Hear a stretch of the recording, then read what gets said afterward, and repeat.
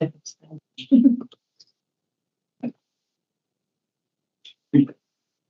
are live. We are live. Oh. Okay, good evening. Welcome to this planning committee meeting of South Oxford District Council. I am Councillor David Brotherton and I'll be chairing this meeting. May I remind everyone this is a meeting in public, not a public meeting.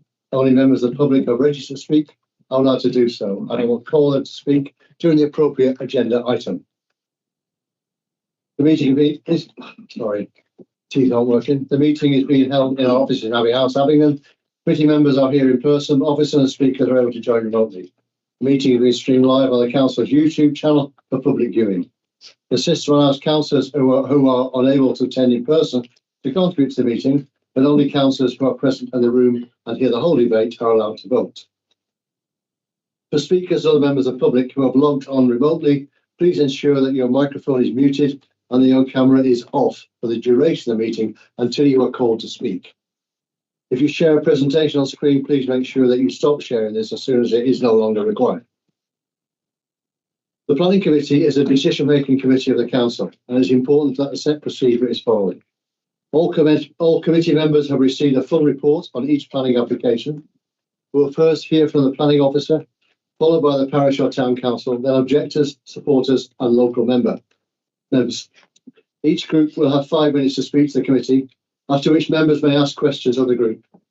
The committee may then ask questions for clarification of the planning officer and, of course, our planning chief planner. Thank you. The committee will then debate and vote on each application. Councillors wishing to ask a question or participate in the debate are asked to indicate this by alerting myself or officers by raising a hand. Voting will be by show of hands. Members, please raise your hand clearly and keep it raised to allow a count to take place. If it is unclear how members are voting through a show of hands, I will ask the clerk to undertake a roll call of those present and how they are voting. A few housekeeping announcements. In the event of emergency, please evacuate the building by the nearest exit, which is in the corridor immediately right of this meeting room, and then go to assembly point at 9 in the outside area beyond the fire exit. The Democratic Services officer here will help assist you. Can everyone please ensure that their mobile telephones are switched to silent or switched off for the duration of the meeting? Councillors and speakers in the room, please be aware that the cameras and microphones are live for the duration of the meeting and will pick up most things that I have said. Members of the public, if you wish to leave the meeting after your application has been debated, you're welcome to do so via the route previously mentioned. When the meeting is finished, I will ask for confirmation that the live stream has ended. At that point, please leave the meeting and remember to sign out as you leave. Right, before the agenda item 2, which is apologies for absence, I'd like to introduce Vivian to the committee. Vivian is our interim head of legal and democratic. She's been with us a while now. Yeah. And she's here to ask any questions of legal and legal issues. Okay, all right. So, Darius, apologies for absence.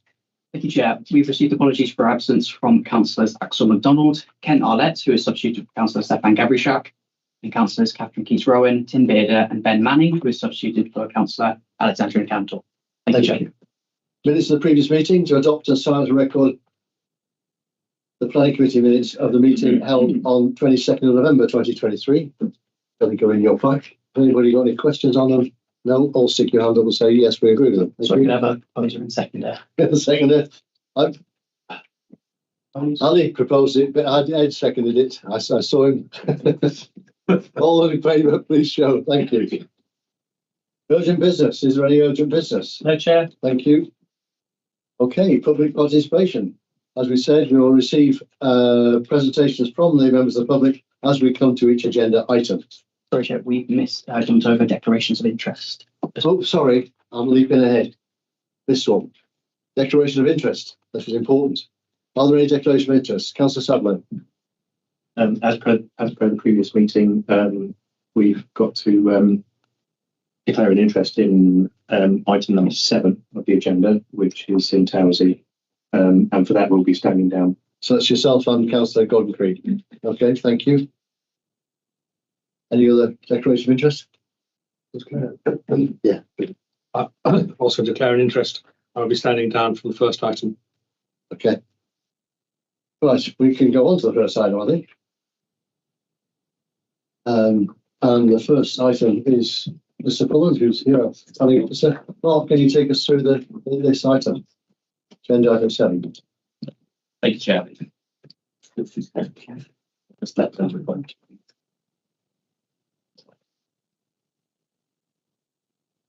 This application is referred to Planning Committee this evening as, in line with the Council's constitution, the Council intends to support the grant of planning permission and the local parish wish to planning permission to be refused. The proposed development seeks planning permission under Section 73 of the Town and Country Planning Act to vary the previous planning permission for the replacement of Grove Hill Farm. Planning permission was granted in June 2022 for the replacement of Grove Hill Farm, the replacement dwelling to be set down into the ground by approximately 1.4 metres. This application now seeks the planning permission to build the replacement dwelling on top of the existing ground rather than setting it down into the ground. Overall, as a result of the proposed variation, the proposed dwelling would be 1 metre higher than the approved dwelling, which has been demonstrated within the report and the PowerPoint slides before you this evening.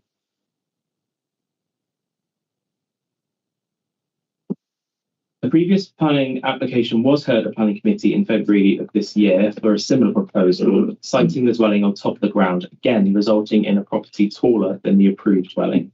This application was refused on grounds relating to visual impact and landscape harm. The current proposal before you this evening represents a 30 centimetre reduction to the previous refused scheme, which was considered in February.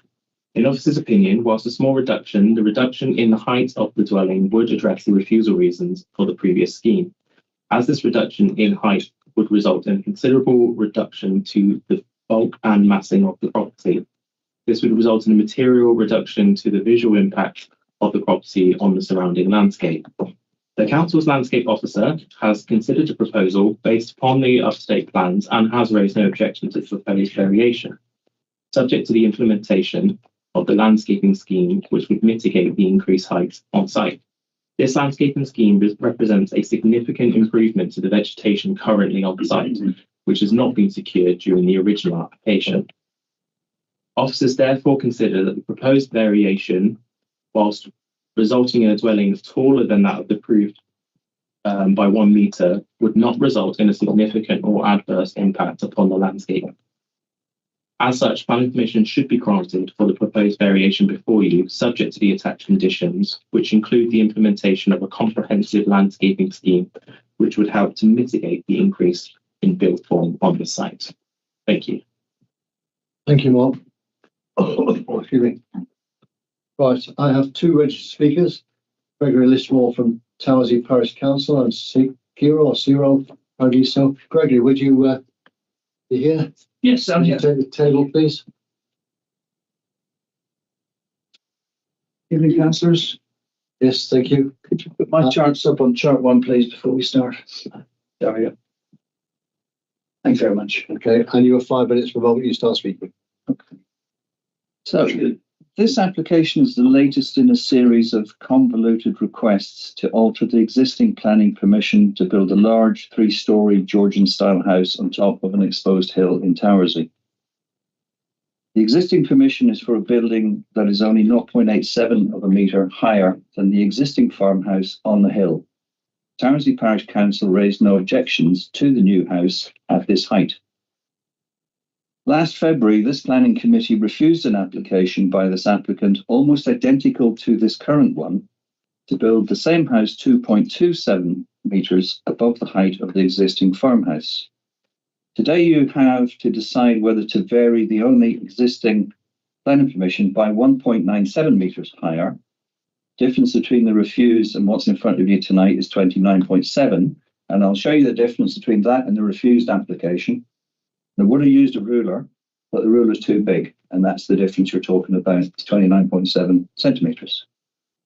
Such an increase would directly contravene the SODC local plan policy H18 4.85, which relates to excessive height and mass of replacement dwellings, and I quote, "In all cases, the council will seek to ensure that the new dwelling does not have a greater impact on the character of the site and its surrounding than the existing dwelling, due to its scale, size, form, or materials used. Construction on the permitted house apparently began in February 2023, and there is now an existing open breach of planning conditions case with the SODC enforcement officer, as it does not seem to be being built in accordance with the approved plans.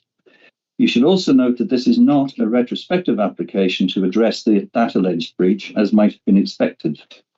Additionally, the application refused in February 2023 to change the approved permission and build at a height of 2.27 metres higher than the current farmhouse is also currently under live appeal to the Secretary of State via the Planning Inspectorate, all of this at the same time. You should not consider this application in relation to the refused application from February this year, but in relation only to the approved plans. The officer report makes much of the previously refused application, which is not relevant to your decision tonight, and the report also misrepresents some aspects of the Parish Council's views. Slide 2, please. This new application submitted in May 2023 seeks to raise the overall height to 1.973 metres higher than the existing farmhouse. Planning officer once again has no objection to the increase in height.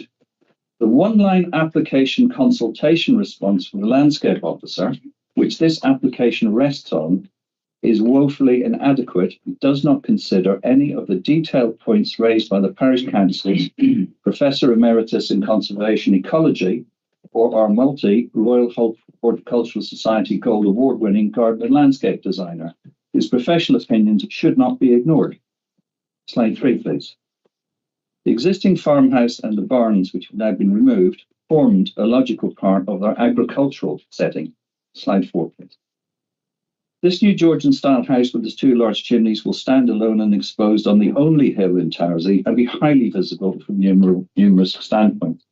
For this reason, it's important its visual impact in the environment is kept to a minimum. The Towersey Parish Council feels the increased height that this application asks for will result in a building that dominates the surrounding area rather than complements it. Slide 5, please. The landscape report produced by the applicant does not truly reflect just how visible this development will be, and it will take more than some few trees to soften the impact of it. This is why Towersey Parish Council asked for the height to be reduced in the original and now currently approved application, and why our view has not changed. Slide 6. Your reason for refusing the most recent application was that, and I quote, the proposed development would result in a building higher on site that would exceed the height of the existing buildings and the previously approved development. As a result, it would appear more visible and dominant in the local landscape to the detriment of the rural character and appearance of the area. As such, the proposed development would be contrary to policies H18, DES1, You have 30 seconds. DES3 of the adopted South Oxfordshire Local Plan 2035, unquote. We request that this committee upholds its decision made in February and refuse this latest in a series of applications, and that the applicant builds what will no doubt be a magnificent family home under the already approved planning permission. Thank you. Thank you very much, Councillor Lismore. Committee, have we got any questions? Yes, Councillor Cantor. The Parish Council objects that the landscape officer's comments are not based on up-to-date plans. Can you clarify that, please? Yes, this is the one of a series of applications, and there is conflict within the data set that's been produced, and the associated set of documents is inconsistent with what's been asked for with the documents that have been supplied. One of them has been asked to be deleted, but it's been used to support the recommendation for approval. And I think the planning officer can answer any detailed questions you might have on that. Okay, Doesn't have a right. Can we ask clarification or it's later? we'll ask for. Okay. Thank you. Okay, thank you. Okay. Thank you very much. Thank you. Okay. Okay, Mr. Paradiso. Good evening, Mr. Okay, Chair. you have your 5 minutes. Councillors. May I have the slides up, please, first, before I begin? Thank you.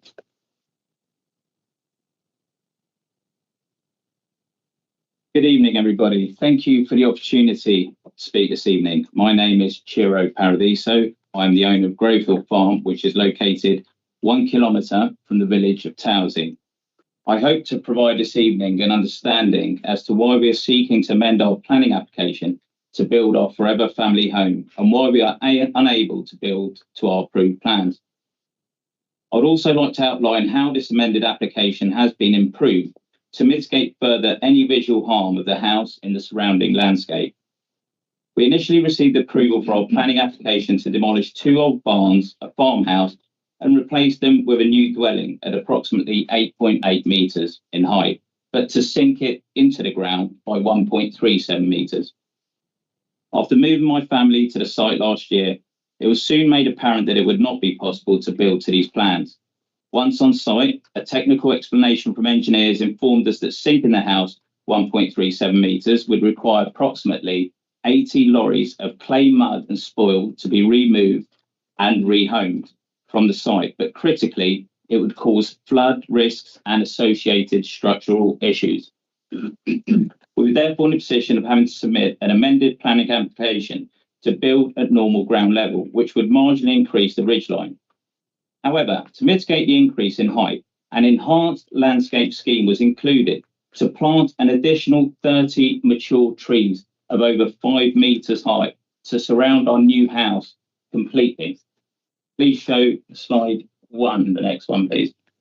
After careful consideration, this amended application was recommended for approval by both your SODC planning and landscape officers, but due to an objection from Townsley Parish Council, was brought to Planning Committee in February of this year, where it was refused. We listened carefully to what was said at that Planning Committee meeting and have now lowered the ridge line by a further 300 millimetres, making the house 3 metres high, which is the national standard for a UK home. This still maintains the correct design proportions of our house and ensuring a high quality building of architectural merit.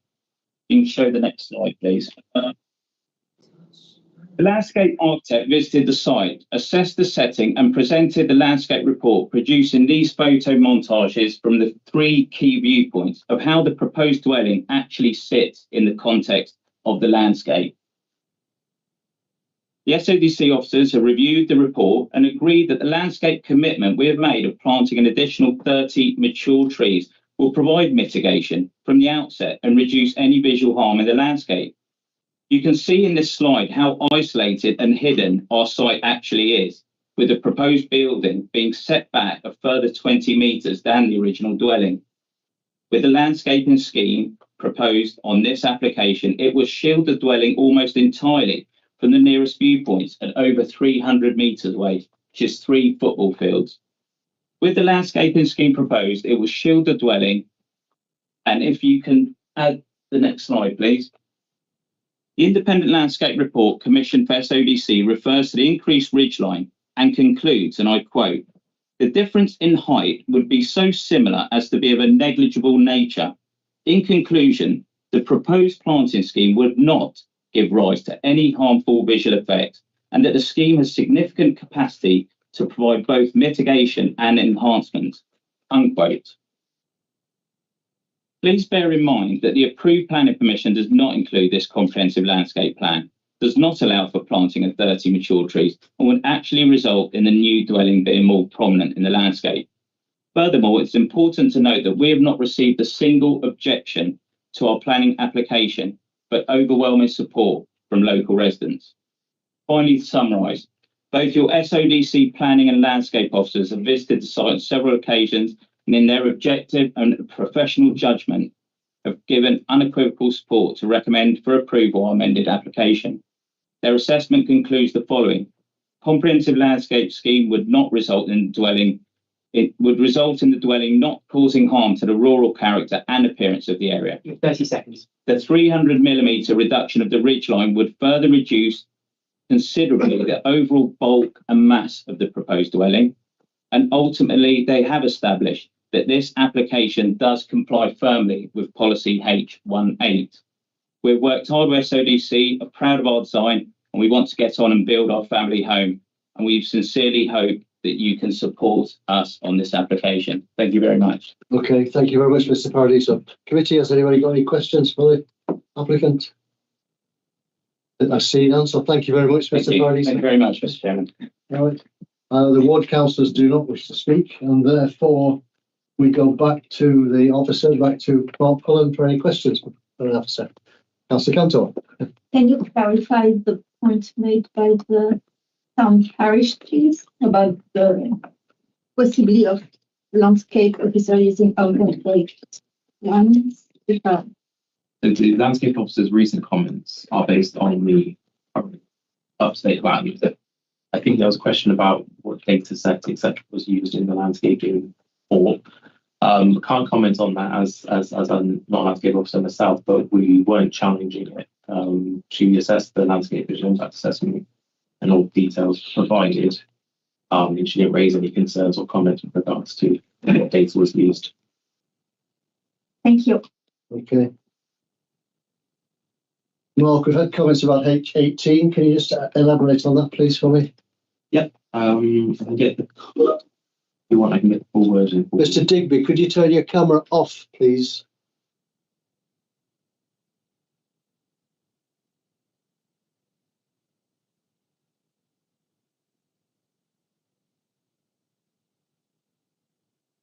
Yes, It's frozen now.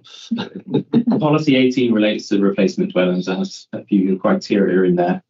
None of them are relevant to this particular scheme in terms of the criterion, but within the supporting text, it does explain that the council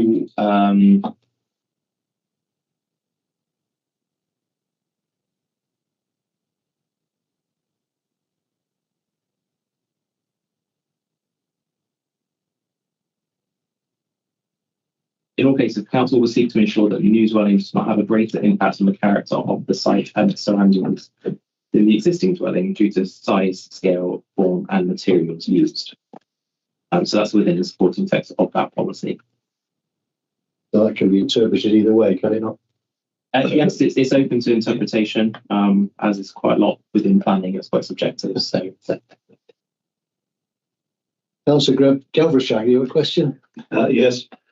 In Mr. Paradiso's submission, he said that the nearest dwelling to the proposed planning application is a kilometre away. Is that correct? And is that the village of Townsend? Let's double check. System in that question. Let me just. Share of the plan on I don't know. page 24 is a plan. You just check Sharon's there, the slides. Yeah, if you don't mind going to one of the first couple of slides where it's just got the location plan, sort of GIS snippet. There you go. Yeah, I mean, it's quite significantly far away. There is Penn Farm, which would be the closest, which is just due east of the site. Don't know the exact measurements, and I don't want to incorrectly give you the wrong distance, but approximately 650 metres away on that side. And if Penn Farm is 650 metres that way, Towersey is slightly more ish. Yeah, I'd say so. Yeah. Okay. And my second question is to do with the landscaping around, the new landscaping around, or proposed new landscaping around. Do you, in your opinion, regard that as being adequate, or would you want more? No, it's adequate as it is, because it's demonstrated, it's carried over into the landscaping report, which demonstrate the 1 year, 5 year, 10 year sort of testing. It shows that their growth will be sufficient to help assimilate the building into the landscape. So I'm satisfied with that. Okay, thank you, Probably also. Thank you. Sounds good. Yes, Councillor Keziria. Thank you. So it's called Grove Hill Farm. Mr. Paradiso was saying that it's disputing that it's on a hill. So is that on a hill? So it's higher than Towersey, or in relation to what? What I would have just asked is Sharon, if you don't mind just zooming into that as well, you can kind of see the contours on that plan. The sort of faint orangey lines. So you can see there is a slight incline on where the site is compared to, say, on a road above it. She can't zoom. Oh, she can't. Sorry, my apologies. She can't. But if you can see, if you Go through eyes there, you can see I it. can see them, yeah. you can see them. I know not Can't read them. probably see it, but yes, there is a slight incline. It's slightly taller. Yeah. It wouldn't be called Grove Hill Farm. It wasn't. Yes, a photograph could help if there's a photograph of that was from the Phoenix Trail, just showing it slightly higher. Oh, I saw it was on the picture. Well, yeah. And it was Sorry, can we reserve the question, comments? apologies. Sorry, does that answer your questions? Yeah, yes, it does. So I thought we were going to go and look at the next picture. I think- Oh, no, sorry, Sharon, I don't know if it's possible to just show one of the photos, just as you a little further along. There was a hill at one of them.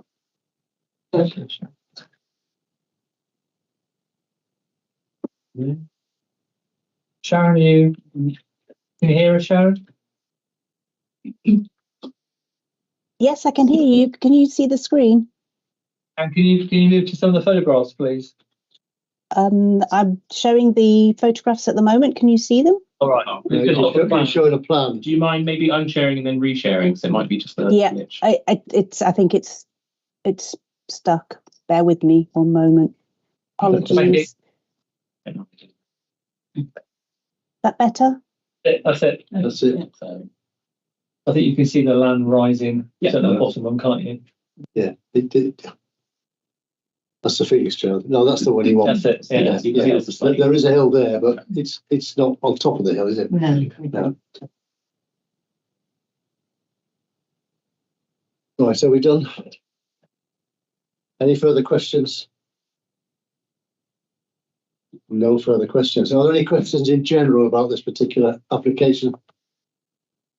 I don't normally ask that, but it's a new one. No? Okay, so I'm looking for a motion then, please. Councillor Gabishak.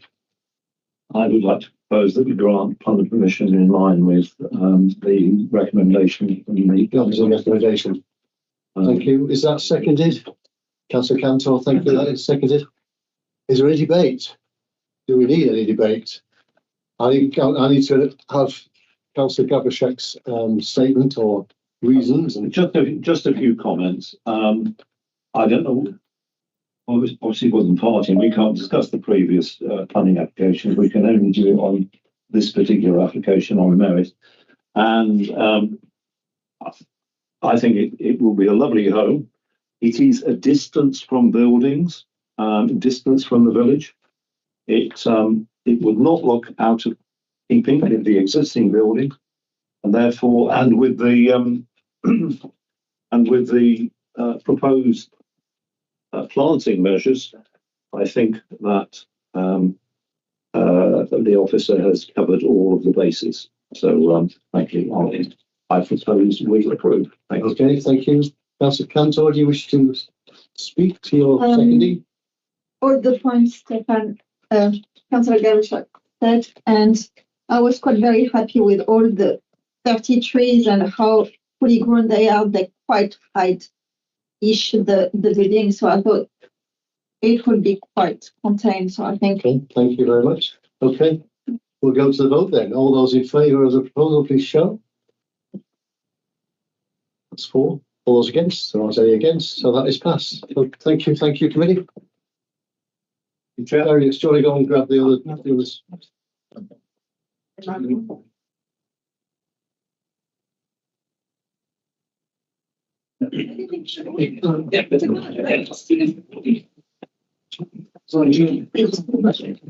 And we'll move on to agenda item 8, and they all come back.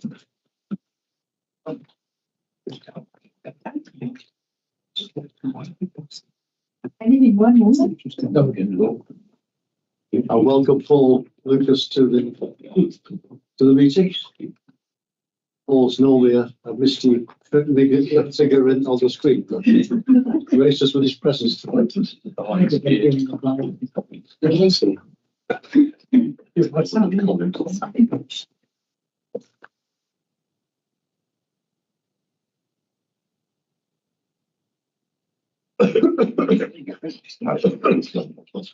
Right, over to you, Paul. Thank you, Chair.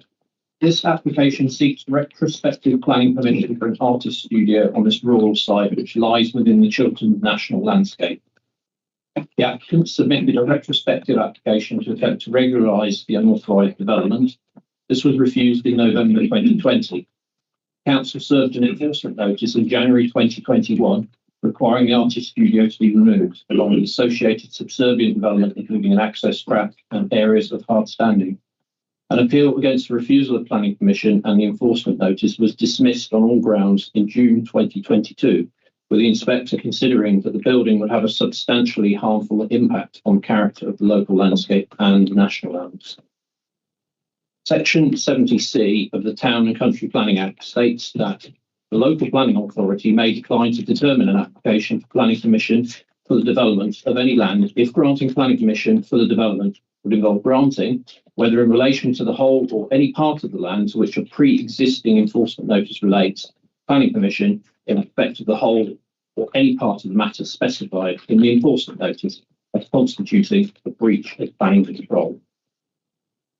Section 70C is designed to prevent abuse of the planning system by preventing repeat planning applications for development that has already been found to be unacceptable. This is clearly the case with this proposed development. Officers are recommending that the council decline to determine the application on the basis that the proposed artist studio building is subject to an extant enforcement notice that has been tested through the appeals system. Therefore, the applicant has had sufficient opportunity for the development to be fairly and properly assessed against the development plan and national planning policy. There have been no material changes to planning policy or the setting of the site and its surroundings since the appeal, and so there are no grounds to justify approving the development. The Planning Committee can resolve to decline to determine the application or can resolve to determine the application. In the latter case, the application would have to be referred to a subsequent meeting of the committee with a recommendation to refuse planning permission. If the council refused planning permission for the application, this would allow the applicant to submit a further appeal that would prolong the whole process relating to this harmful unauthorised development. As such, members are urged to follow the officer's recommendations to exercise the council's discretion under Section 70C to decline to determine the application for the clear reasons as set out in the report. Thank you, Paul. Okay, I have a number of speakers. First one is Jim Murphy, who's a neighbour, he's an objector. Would you like to come to the table, please? And you've got 5 minutes from when you first start. Sorry, Chair, just briefly, members. So we had the parish council that did also register to speak on this one as well. Is that the one that is, sorry, Mr. Apologies. Sorry. Sorry. So it's Nick Digby. It's online. Hello. Can you hear me? Yes, we can hear you. We can't see you, Nick. So. Yeah, okay, I'll turn my camera on as well, sorry. I think it's on now. Yeah, good. Yes, okay. Okay, thank you, Chair. Rotherfield Grace Parish Council, of which I am Chair, have been considering the following case known as Grace Meadow Studio since 2016 with considerable concern. The planning application P17 S5272 was granted for a modest building tucked towards the southwest boundary of the site, replacing a small stable block on almost the same footprint and retaining its modest proportions. What was built was a much larger building in a much more prominent central position on the site. The resultant structure, with a large basement incorporating an open exterior, sleeping area and hard landscaping, has resulted in a building that could be in effect used as both a dwelling and a commercial building, the two outcomes that the planning controls were designed to disallow, it being entirely inappropriate for this agricultural land within the Chilterns AONB. The differences between the permitted building and the building that was constructed were thoroughly tested with the appeal and resultant planning inquiry. That resulted in the appeal being dismissed and the enforcement notice upheld. The new application is attempting to circumvent that inquiry and its result, applying this for the same overly large building in the same inappropriate place, retaining all the same features that made it unacceptable and substantially harmful to the surrounding landscape first time round. The Parish Council agrees with the planning officers that this is a repeat of the previous planning application that has been examined and found in breach of the planning inquiry, and therefore applying section S70C of the Town and Country Planning Act is entirely appropriate. Thank you. Thank you, Mr. Digby. Lucy, any questions? No, thank you very much for your time. Thank you. Thank you. Okay, I'll now move on to Mr. Murphy.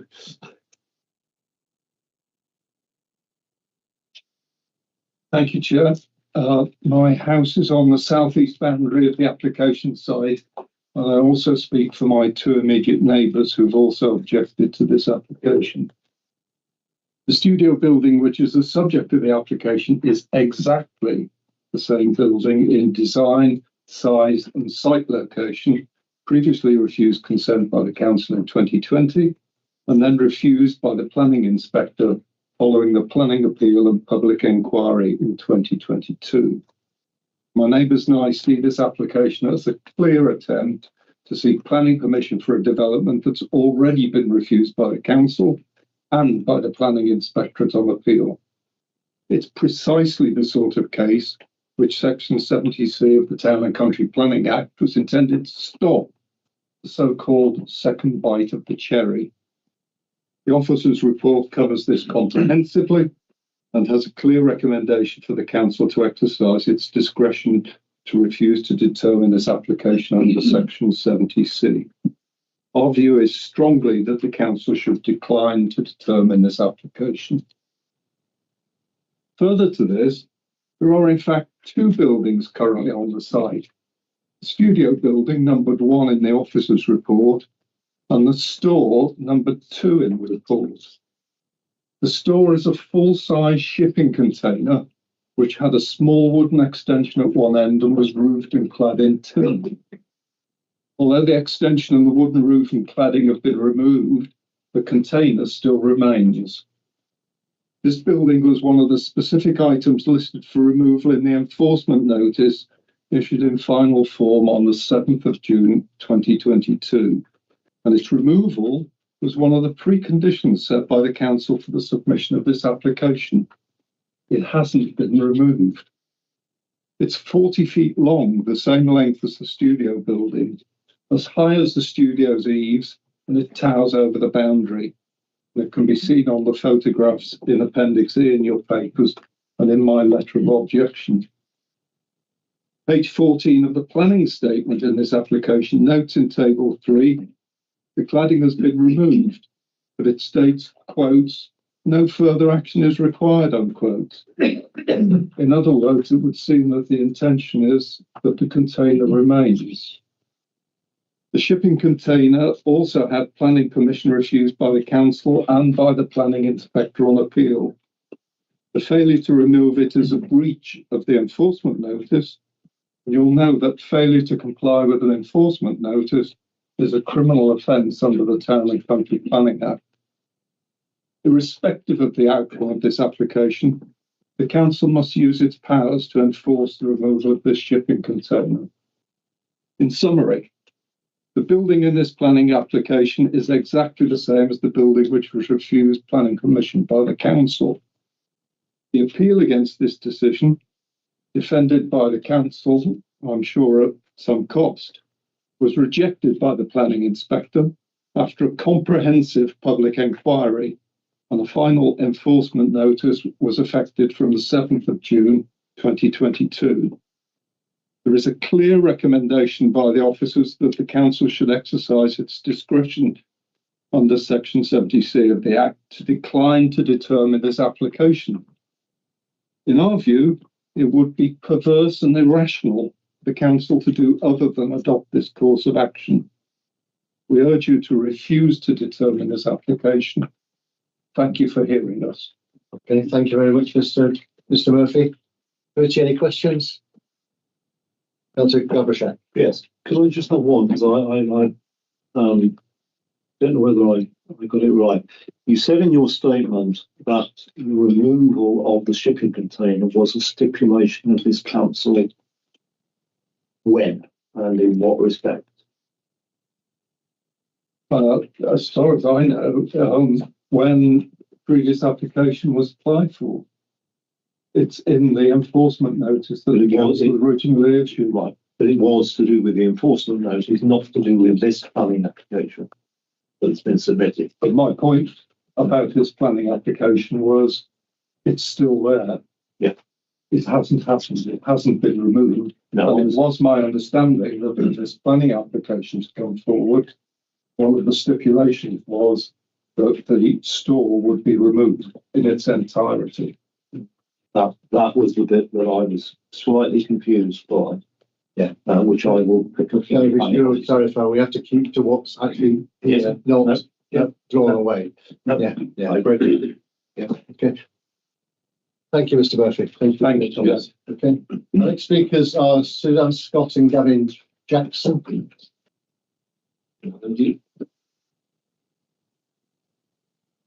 Will you come to the table, please? So there you are.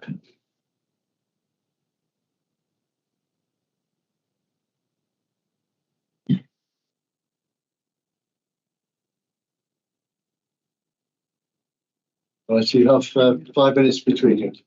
Thank you for your time this evening. On the 8th of August last year, there was a meeting between Adrian Duffield and Mark Stone. And at that meeting, it was agreed that the correct way forward with this site was to put in a new planning application. And the new planning application would be judged on its merit in the same way that any other application would be. One of the merits of the site is the fact that there are already 3 planning permissions in place. The first was to convert a stable building into the artist studio. The second application was for a minimalist glass and steel box further into the site and closer to the road, which is the top of it there. This second application was 15% higher, 100% greater than 100% in volume, and 46% increase in GIA. A third application was approved, again further into the site and closer to the road, and this third application was 38% higher than the second application, 23% increase in volume compared to the second application, and a 20% increase in GIA. In none of the approvals was a concern raised about impact on the AONB. There was no request for a landscaping scheme and no request for screening from the road. So clearly the acceptability of an artist studio on this site has been proven, as has a variety of scales of building, a variety of styles of building, and a variety of locations for building. So this application follows the advice of the head of planning, and it follows the principles of all the previous approvals. In terms of impact on the AONB, there's a public right of way to the east, and the site is completely screened by the woodland between the two. On the western side, we're 300 meters away from the public right of way there, and the site is screened by a bank of trees at the back of these properties. It's also 15 meters lower than the public right of way. And in the absence of a pavement on this road, the only views into the site are glances from a moving car. If you could look into the site, you would see this building in exactly the same way as you would see the other approvals. Just in terms of comparative impacts on the AONB, last month this committee approved the Smith Centre, a prominent location in Henley-on-Thames, turning it from a 1, 2 and 3 story building into a 4 and 5 story building plus roof plant, despite the fact that it's highly visible in the AONB and had a negative effect on biodiversity. Drawn to the same scale is our existing approval and the current application in terms of this. So they are almost the same size, but it's in a slightly different location. I'd just like to focus on the recommendation of being put to vote on tonight, and that's to withdraw Mr. Hensley's right to have his planning application heard by you. If you support the recommendation, the application will not be determined. I don't know if you're aware, but this application received overwhelming public support during the consultation phase with only 3 objections.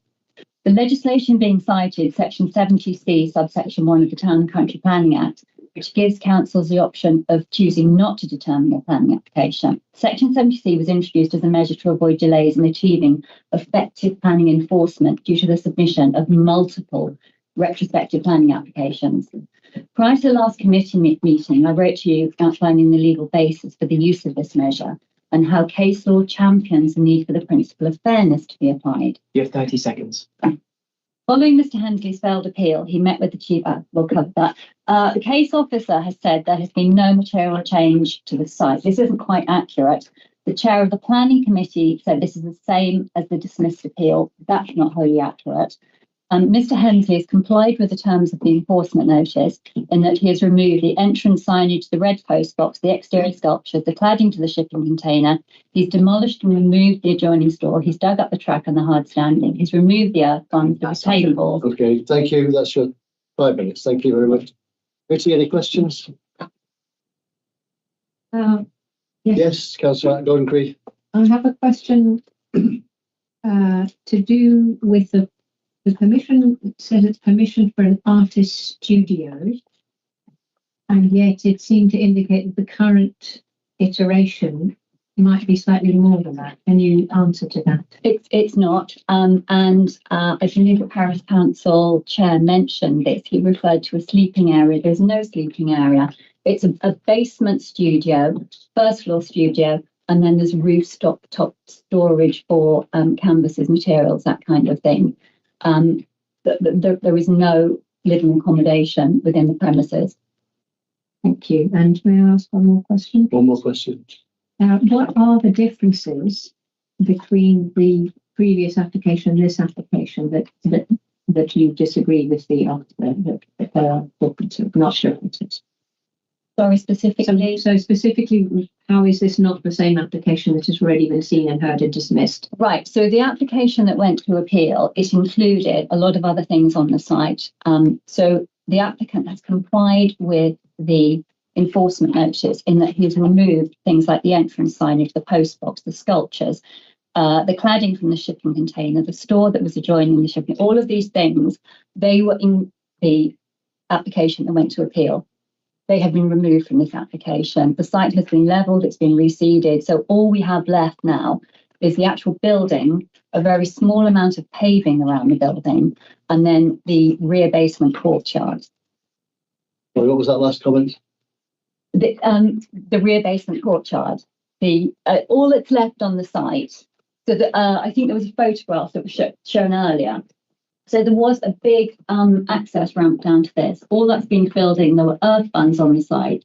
They've been removed. So all we're actually left with, and this is why it's different to the application that went to appeal, is all we're left with is the building, this courtyard, and then a very limited amount of paving around the building itself. And what about the shipping container? The shipping container was not referenced in the appeal. Again, that wasn't what you heard earlier, was not quite accurate. Shipping container doesn't require planning permission because it's a mobile structure. So you don't actually need planning permission for that. And I have a copy of the appeal decision here, and there was no reference to the shipping container in it. Okay. All right. The building adjoining the shipping container had to be removed, and that's what has been done. Okay. Stefan, did you have a question? Yes. Well, I'll ask the applicant this as well. You said in your submission that on the advice of the head of planning, it was requested for you to put in a planning permission. Could you actually expand on that, please? Yes, there was a Teams meeting with the clients, Adrian Duffield and Mark Stone and Ken Arlott, who set up the meeting. And it was agreed between us all that the correct way forward would be to put in a new application. So it's not us just putting in a blind application. It was agreed between those parties, senior members of the planning. And in that meeting, were there any stipulations as to what that planning permission should include? No, not at all. So I had conversations after that with Patrick Aaron, and it was agreed that so long as Mr. Hemsley complied with the terms of the enforcement notice to the extent that I have described, the council would not proceed with enforcement action against the studio itself whilst this application was being undertaken, whilst it was being determined. So we were under the impression that the applicant was actually being given a fair chance to attempt one last time to get planning permission for the building that he has built following that meeting and subject to the conditions that Patrick Aaron advised us of. Okay, thank you. Thank you. Any further questions? No. Councillor Dragonetti. Could you just clarify, the building that you built it without planning permission, is that correct? So the applicant had planning permission. Do you have the building can you answer the question, please? I asked you if the building that is built there, did it have planning permission in its current form? The applicant obtained planning permission for a very similar building. We're not talking about similar building, we're asking about the building that's there. Well, what he did was he commenced work and he built it 17 metres from where the consented location, and he built it slightly larger than the approved building. Thank you. So it wasn't in the right place and it is not the right size. Thank you. Yeah. Okay. Thank you very much. No further questions. Okay. Thank you.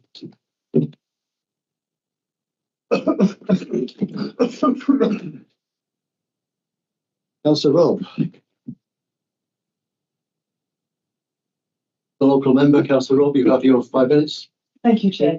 Thank you, members. Thank you, Paul Lucas, and thank you to all the officers who've been involved in this case. This excellent, very clear and detailed officers' report from Paul Lucas recommends that this committee exercises its power under Section 70C of the Town and Country Planning Act and declines to determine this application. Section 70C is a power that councils have, but it's a power that is very seldom used, and none of you will have seen it before or exercised it before. The reason that it's seldom used is because applicants generally comply with planning and enforcement, so it's very seldom needed. For that reason, this report has been subject to the review of our senior management team, and it's been subject to review by our council's monitoring officer, Patrick Aaron. Those senior officers all supported the recommendation to exercise Section 70C. Paul has already explained what Section 70C is all about, but the purpose of it is to prevent the abuse of the enforcement planning system by applicants submitting retrospective applications over matters that have already been determined. So let me be very clear about this evening. You are not being asked in this report to consider the merits of this scheme. The merits of this scheme have already been considered both by our council and by an independent planning inspector following a 4-day public inquiry at vast public expense. What you need to consider tonight is whether there is overlap. It doesn't even need to be a vast amount of overlap, any overlap between the enforcement notice that is extant and this application.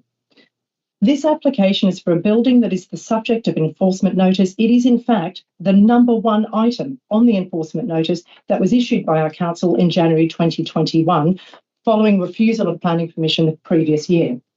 The number 1 item on that enforcement notice, as upheld by the planning inspector, required the applicant to, and I quote, demolish or otherwise take down the 2 buildings referred to in Part 3.1 of this notice, including their foundations.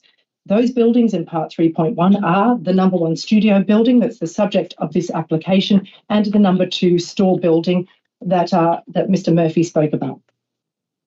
This application is seeking planning permission for the number 1 studio building, a building that has already been refused permission by this council, by our officers, and then upheld at appeal. As I said earlier, Section 70C is about stopping abuse of the appeals process in circumstances where a retrospective application for planning permission and an enforcement notice concern related matters. The object is to avoid delay in the enforcement process by ensuring that matters only need to be considered once. In this case, the matter has been considered by our own officers, and then it was considered in a 4-day public inquiry with expensive lawyers and upheld by an independent planning inspector. I would ask you to not allow the applicant's representatives to muddy the waters. This is very clear. The applicant has had a retrospective application considered by the council that was refused. He then appealed. He had the benefit of this 4-day-long public inquiry with expensive lawyers locking horns. That was our enforcement notice was upheld there. He has had his bites of the cherry, to use the legal parlance. He's had his fair crack of the whip. He's had a 4-day-long public inquiry. This is now about upholding the integrity of our planning system. It's about preventing abuse of the planning system, and it's about preventing further delay in the enforcement process, which is so essential in maintaining faith in a plan-led system. As you can see from Paul's 50-page officer report, which has been reviewed and endorsed by our senior management and by our head of legal and monitoring officer, this council has taken great care and exercised great diligence in recommending the exercise of this power. All I can say is that I would commend the officer's report to you. I ask that you support the recommendation contained within it and you uphold the integrity of our planning and enforcement system. Thank you. Thank you, Councillor Rob. I could not have said that better myself. I thought I was repeating. Okay, any questions for Councillor Rob? I'm sure there's not. No, thank you very much. Okay, right, where are we in the process then? The process is we go back to questions for Mr. Lucas. That's Councillor. Thank you. Out of curiosity, the representative said a mobile building does not require planning permission. How long a mobile building has to be in the same place before it's considered as permanent? I think it's a valid question, but it's not relevant to this application. It was out of curiosity. Yeah. Paul can answer that, that's fine, but if not, it doesn't matter. I'd have to look into it. It can be quite complicated with structures like that. Yeah, it's a complicated. It's a separate matter. It's a separate matter. Can I suggest we can take that as a committee and have a discussion with you about it, because it is case by case usually. Okay, thank you. Sorry. Okay. Any further questions for Paul? Councillor Casey Rare. Yes, just to clarify then. So the applicant is saying that the store is not in the appeal, and it wasn't turned down the appeal, and it's not in the enforcement notice. It is in the appeal, but it is not in the. It's not in the application, so we. No, it doesn't form part of this application. No. Okay. Councillor Governor. Thank you. I just want to seek advice on a couple of things. The applicant's representative cited a meeting on the 8th of August in which the head of planning was there and others was there, in which they seemed to say that if they put in a planning application, it would be met. It would be at least heard by the committee.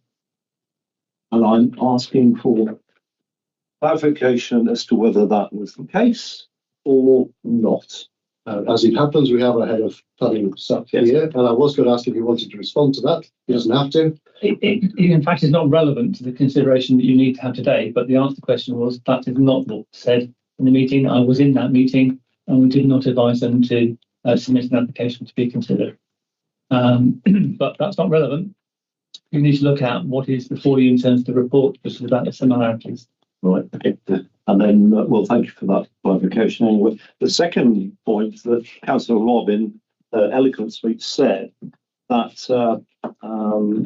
Section 70C is there to prevent the abuse of power and the appeal process. So this part of the application was refused, and then it went to appeal, 4-day hearing, and it was refused by the inspector.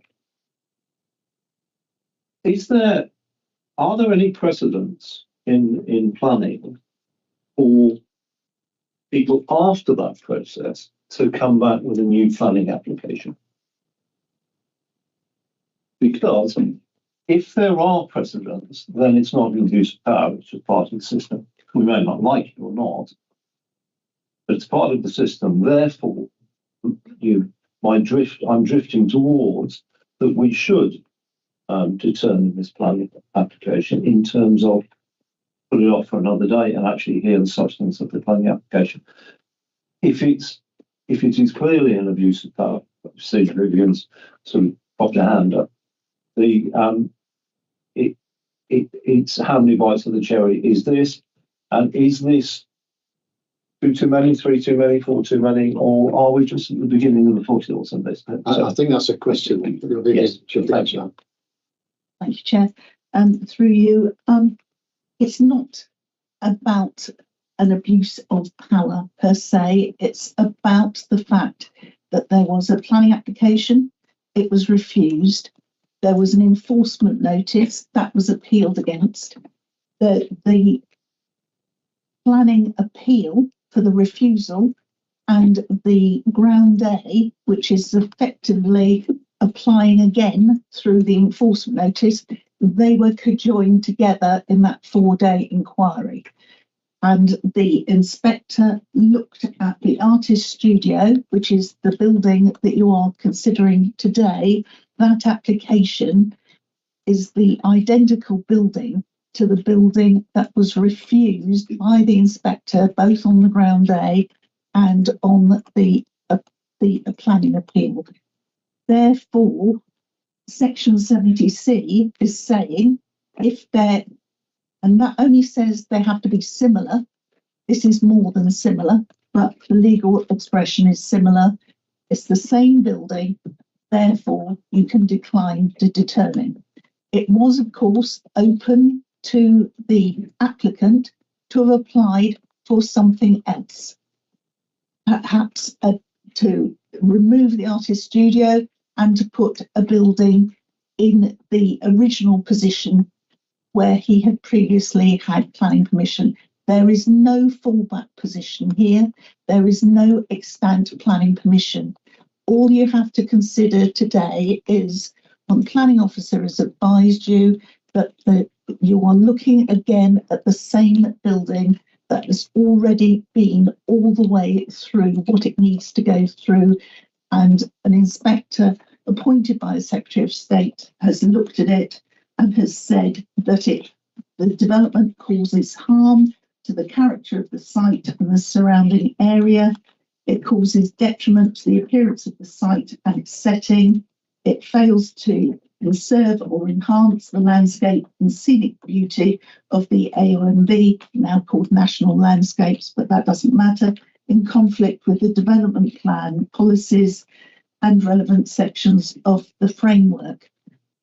So it's had its chance. The applicant has had his chance.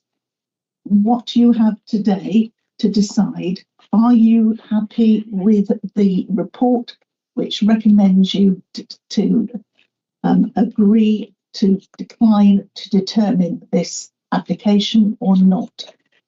The relevant merits of the artist studio are not to be considered here. Just if it's a similar building and the officers are telling you, yes, it is, then you can decline to determine. But that is a matter of your judgment whether or not to do so.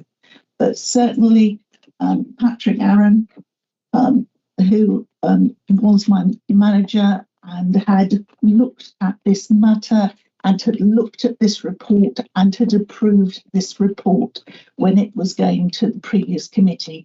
So it is not correct to say that he didn't agree with what is before you today. He wholeheartedly did. Okay, thank you, Vivian. I think that's quite concise. Yeah. Go on, it's just to be fair completely in this process, that is. You are quite correct that the building, it's really clarification of the planning officers in a way. The building is exactly the same as the building that is refused. Is it relevant that they have removed the signage and other stuff around the site? Is that relevant at all? No. Or is that part of the planning permission? The planning permission is to do with the building, which is substantially exactly the same. Thank you. Okay. All right. Councillor Sadler. I'm just wondering what comes after sections 70C? What's the outcome? What's next? Yeah. Yeah. I don't think that's actually too relevant, but I'm hoping that our head of planning will know that. Yeah, I mean, if you decline to determine this application, then there will be no decision on that application. And then we'll go back to the enforcement notice that needs to be complied with. They haven't to date complied with it. The building will need to be demolished. and that will be the next step in the process. If they don't comply with that, we will consider through our colleagues in legal whether we go to prosecution. All right, I think that's fair comments. Okay, right. I think we've banded this about a bit. So I'm looking for a motion, please. All right, I've got one from Councillor Dragonetti. I'm sure I've got a seconder. Yeah. I would propose that we follow the officer's recommendation that we decline to consider the application under Section 70C of the Town and Country Planning Act. It's very clear. The excellent report here, excellent advice we received from our officers, and if we fail to follow this recommendation, we're just accepting a complete coach and horses being driven through the planning system. In my view, anyway. Okay. I take it that's seconded by Councillor Gordon Tree. Do you wish to speak now? Oh, I don't think there's going to be much debate. No, I can't preempt that. We'll go for debate in a moment, but you wish to speak after debate, or you will speak sometime? Yes, I'll wait. I will reserve my right. You reserve your right. Okay. Councillor Cantor. As for the debate, I just want to quote a phrase from the report that although there are 7 elements forming the matter specified in the enforcement notice as constituting a breach of planning control, the application seeks to retain the element that goes to the heart of the enforcement notice. Okay. That would be it. All right, we are in debate. So that was your first bit of debate. Any further debate? There's no further debate. That's fine. So I go back to Councillor Gordon Creed to sum up or to have your secondary speech. You don't have to say much. Essentially, it would be exactly what Councillor Rod said, which is this. And when I asked the applicant about is the building the same, because essentially that's what we're and there was an avoidance there. It was telling me about everything else to do, but nothing to do with the building. So for me, it's been determined, it's been seen. There's a huge amount of work gone into this, and I think we should uphold the officer's recommendation. Okay, thank you. I'll now go back to Councillor Dragonetti to sum up. Well, I think it's pretty clear. The report's been excellent, and there's been no debate, so I don't really need to sum up very much, except to say I do urge you to agree my proposal. Okay, we have a proposal, a motion proposal seconded. All those in favour, please show. 6. 1, 2, 3, 4, 5, 6. All those against? Abstentions? Okay, right. Okay, so that motion is passed. Okay, and we'll move on. Thank you, committee. Thank you, Vivian. Now let's go move on to agenda item 9, which is P23 S0565 in Chinner, and the officer is Catherine Pierce. Hi.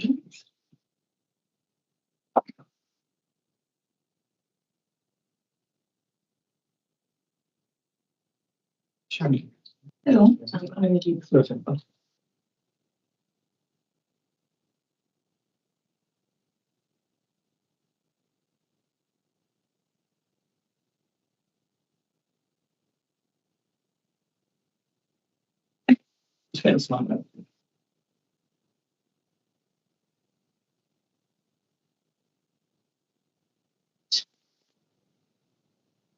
Thank you, Chair. First, I need to provide an update on this item. It states in the officer's report that the County Council has withdrawn their requirement for financial obligations.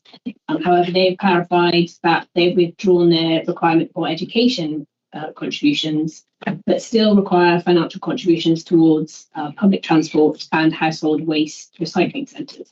So we therefore need a change to the recommendation in section 8 of the report to delegate to the head of planning in consultation with the chair of planning committee to grant planning permission subject to A, the prior completion of a section 106 agreement to secure £10,197 towards provision of public transport services, £846 towards household waste recycling centres, and securing off-site highway improvement works.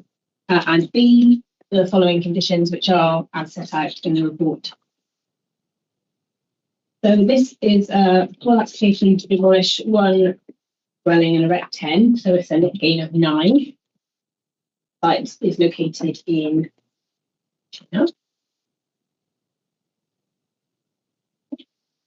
So here we have the site outlined in yellow. It comprises the dwelling of number 81 Icknield Way, its rear garden, and also part of the rear garden of number 79A, which is now being sectioned off. From this plan, you can see to the west, immediately to the west there is Walnut Tree Close, and just a bit along here is the paddocks. So those are recent background developments. To the northeast, the site that was allowed on appeal in 2016 and subsequently allocated in the neighbourhood plan for development. Immediately to the north of the site is a paddock, for which the only access is through the application site. The site is located within the settlement boundary as set out in the neighbourhood plan. So here you can see the site that I mentioned there, appeals HI 13.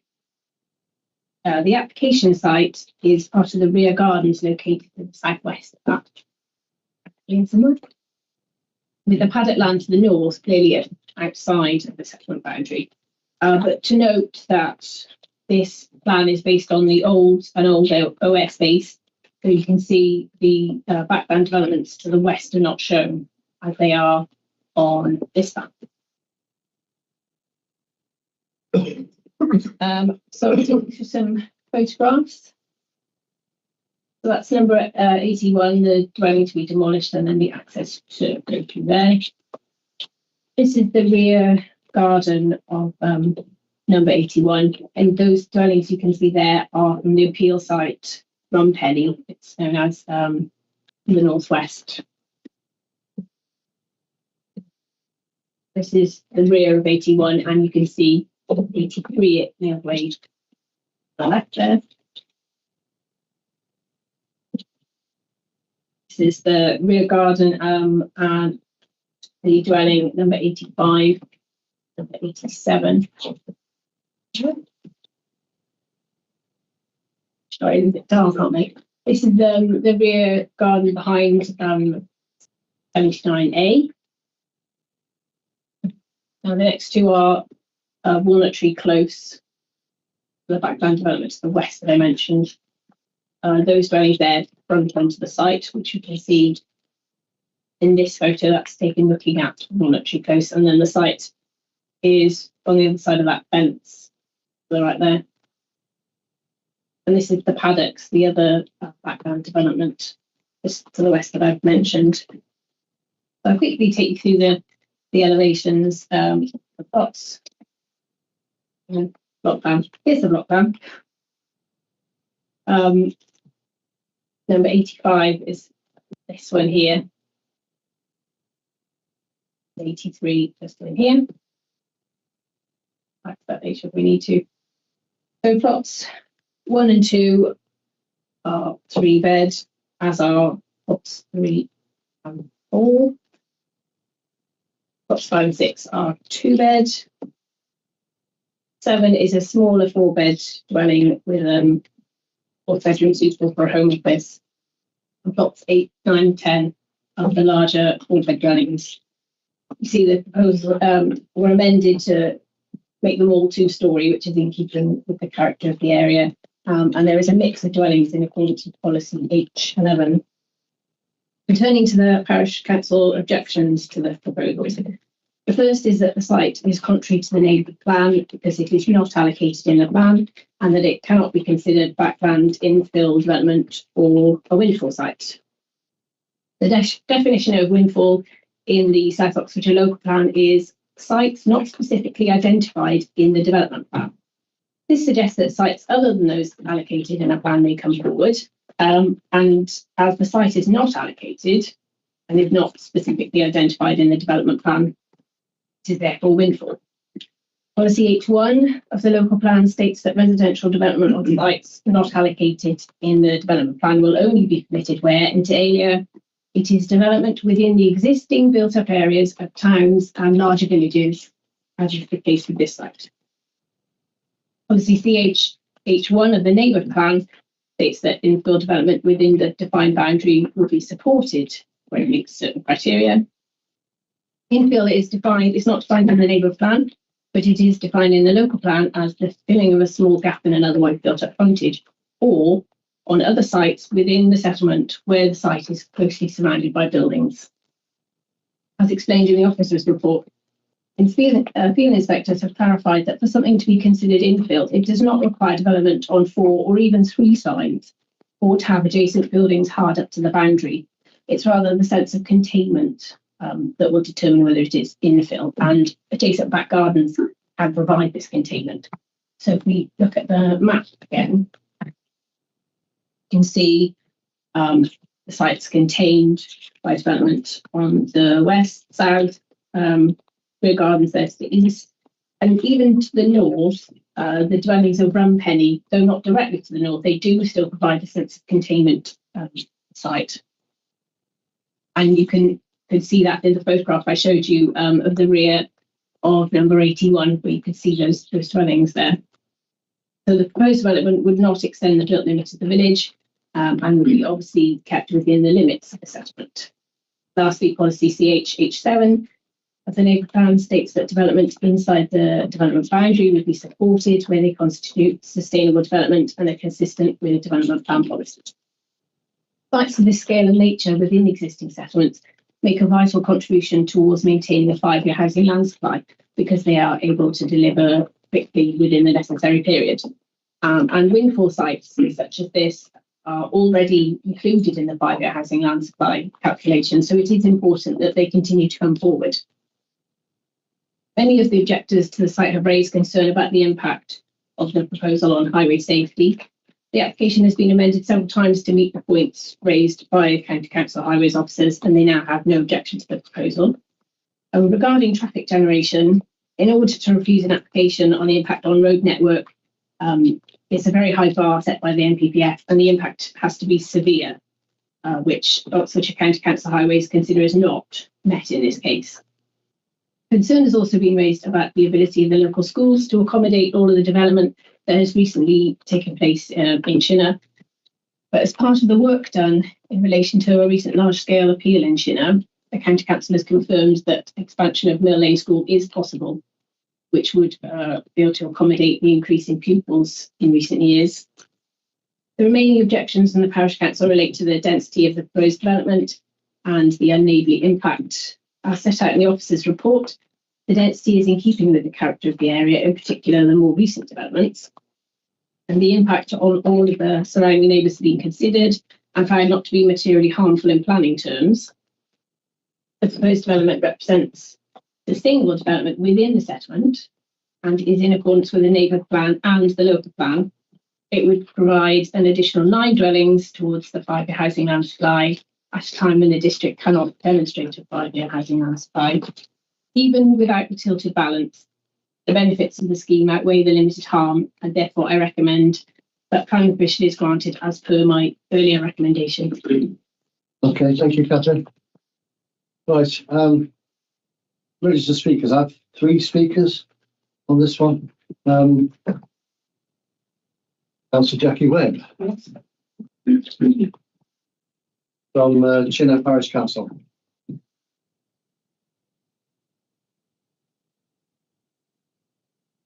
You have 5 minutes, Councillor Webb, from when you start speaking.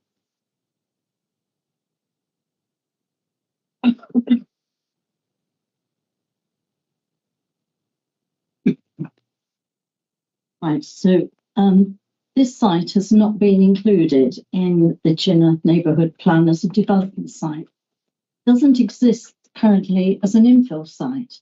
There's obviously no break in the buildings there. So it doesn't meet the criteria for either an infill or backland. There's no access from number 79 and 83 to this site. And the windfall, it isn't a site that has appeared unexpectedly.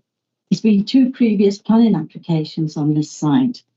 And it is the view of the Parish Council that there is no requirement to provide housing on undesignated sites outside the development boundary. And that's in accordance with CHH7 of the Chinner Neighbourhood Plan. Going on to the planning officer's assertion that the tilted balance is engaged.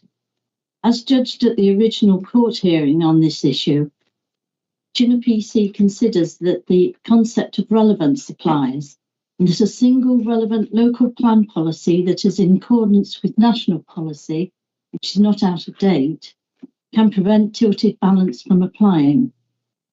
So the fact that SODC has not got a current 5-year housing land supply does not invoke the tilted balance theory. It was confirmed at the last public inquiry that SODC does meet the 3-year housing supply requirement, which is all that is required now Chinner's neighbourhood plan has been agreed. The housing delivery test measures whether planned requirements have been met over the last 3 years, and the 43% increase in housing development in Chinner was considered to meet this test. In the local plan, I think there was 15% anticipated. So we have more than met this test. And this actually invokes para 14 of the National Planning Policy Framework, which says that the 5-year does not apply. There are several other issues that this development presents to Chinner PC. On biodiversity, there's a policy within our neighbourhood plan which states that all development proposals should result in a net biodiversity gain of at least 10% for the parish. I think it's quite clear in the case officer's report that there will be a net loss in respect to biodiversity in this development. And that is not acceptable to Chinner Parish Council. And offsetting it somewhere else, again, will not help biodiversity for Chinner. There was a great deal of debate on drainage and sewage in the inquiry previously, particularly with regard to the ground conditions within the parish of Chinner and the impact of high infiltration flows and groundwater impaction, which was consistently resulted in flooding throughout the village. It's been particularly noticeable over these last few weeks. This development would lie in an area of medium to high risk of flooding due to this groundwater impaction. The case officer's observation is that the risk is low is incorrect, as evidenced by the substantial flooding experienced on the B4009 in recent weeks, which runs adjacent to this proposed site. There is a proposal to discharge surface water into the watercourse from this site, which runs to the north. This stream is one of the few remaining protected chalk streams which runs down from the Chiltern Hills into Cuttle Brook and should not be used as an outlet for excess groundwater. There is a major issue with water surges and flooding in several areas of Chinner as a result of groundwater entering the current sewerage system. Thames Water, despite their no objection to this development, has admitted at the inquiry that the foul water network was in some places, and many places in our view, unfit for purpose and require a major overhaul to cope with the increased development. You have 30 seconds remaining. Thank you. Education.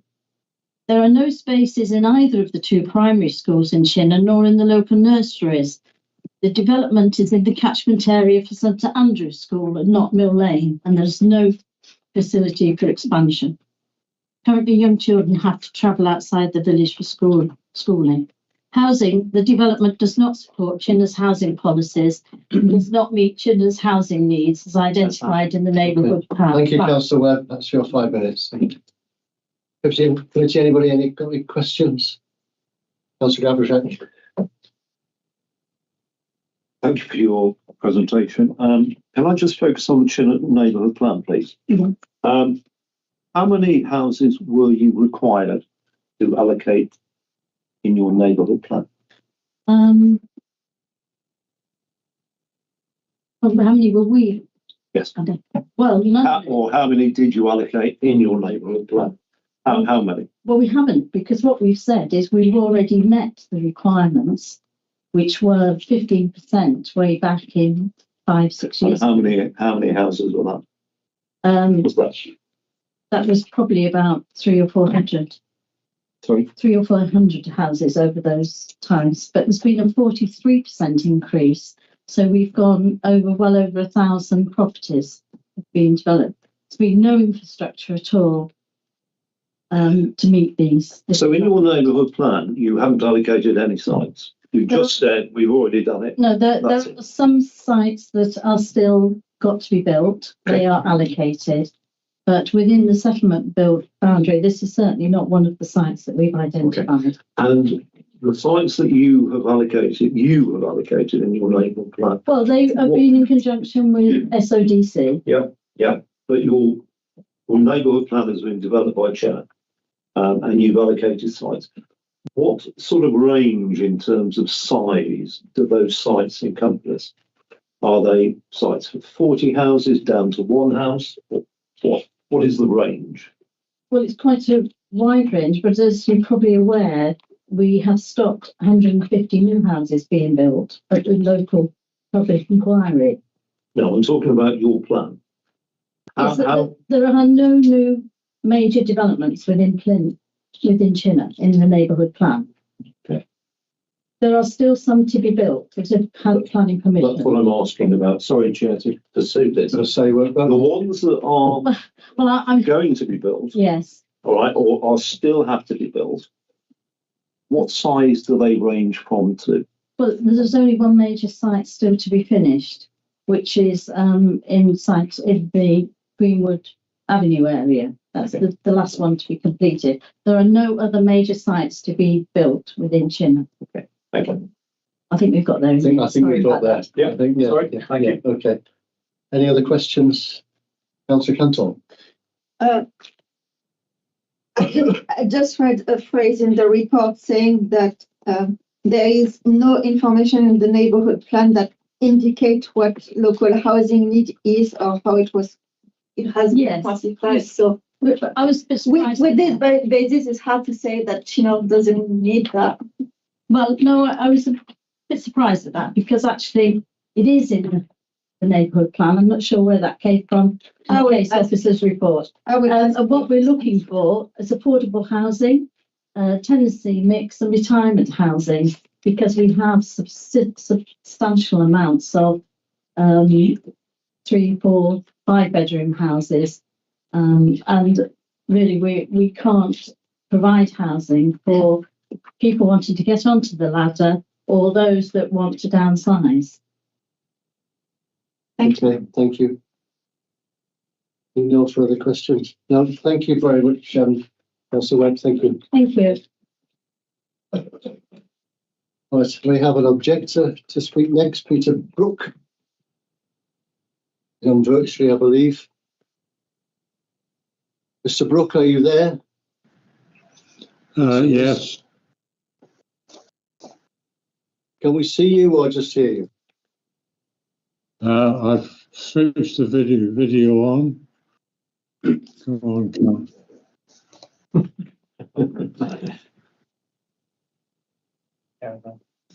No, we'll just go with the sound.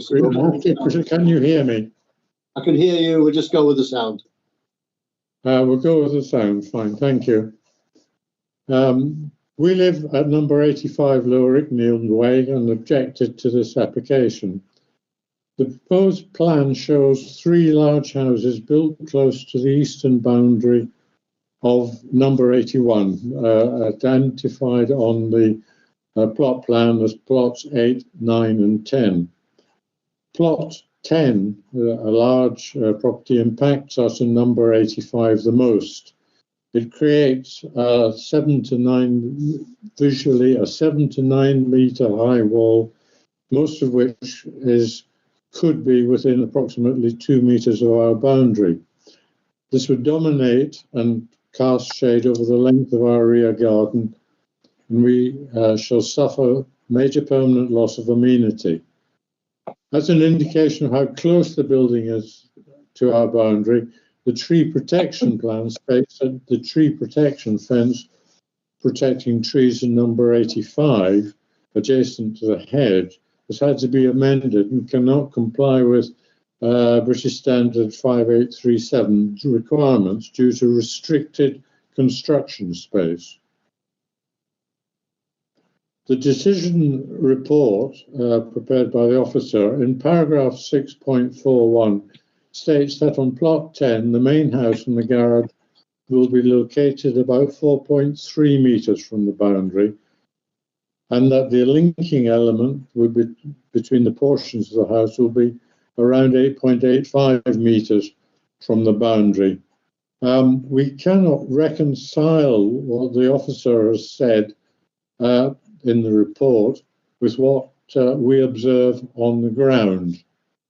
Looking at the site development plan, which is displayed at the moment and is in Appendix 1 of the documents provided to the meeting, shows the east side building line for plot 10 to be in line with the existing building line for the east wall of number 83, which is the existing property. The east wall of number 83 is actually 2 metres from the metal fence that is shown on the plot plan, but you can't discriminate it from the drawing on the screen. If, as the drawing shows, this trajectory for the building line is followed, plot 10 will be 2 metres from the boundary and present a more overbearing aspect than the design report suggests. From a personal note, since moving to this house 10 years ago, we have spent a great deal of time and effort creating a garden which has been visited by hundreds of people during the Chinna Open Gardens events, raising money for local charities. If this building work is allowed to proceed along our boundary, a major part of our rear garden will be cast into shade to the detriment of a large proportion of our planting and creating a permanent loss of amenity. And it's on those grounds that we objected, and we do not see the plans as presented, the scheme as presented, doing anything but causing that loss of amenity. Thank you. Thank you, Mr. Brooke. Committee, have you got any questions for Mr. Brooke? Yes, Councillor. Just one, Mr. Brooke. Can you see the slide on the screen at the moment? Yes. Yes. Your property is to the right, number 85. Is that correct? That's right. Yeah. Where the hand is. Okay, yes. fine.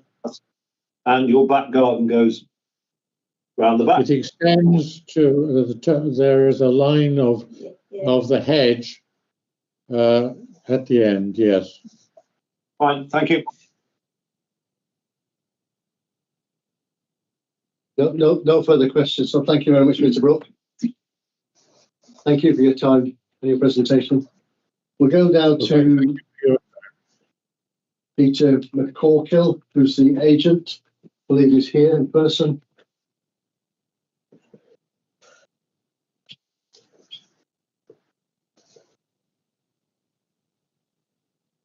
And you have 5 minutes, starting whenever you first speak. Thank you. Thank you for your time tonight. My name is Peter McCorkill. I'm representing the applicants. We submitted a pre-application inquiry in March 22, and in April 22, the planning officer confirmed support for the development in principle. In February 23, a detailed plan application was submitted based on that pre-application scheme.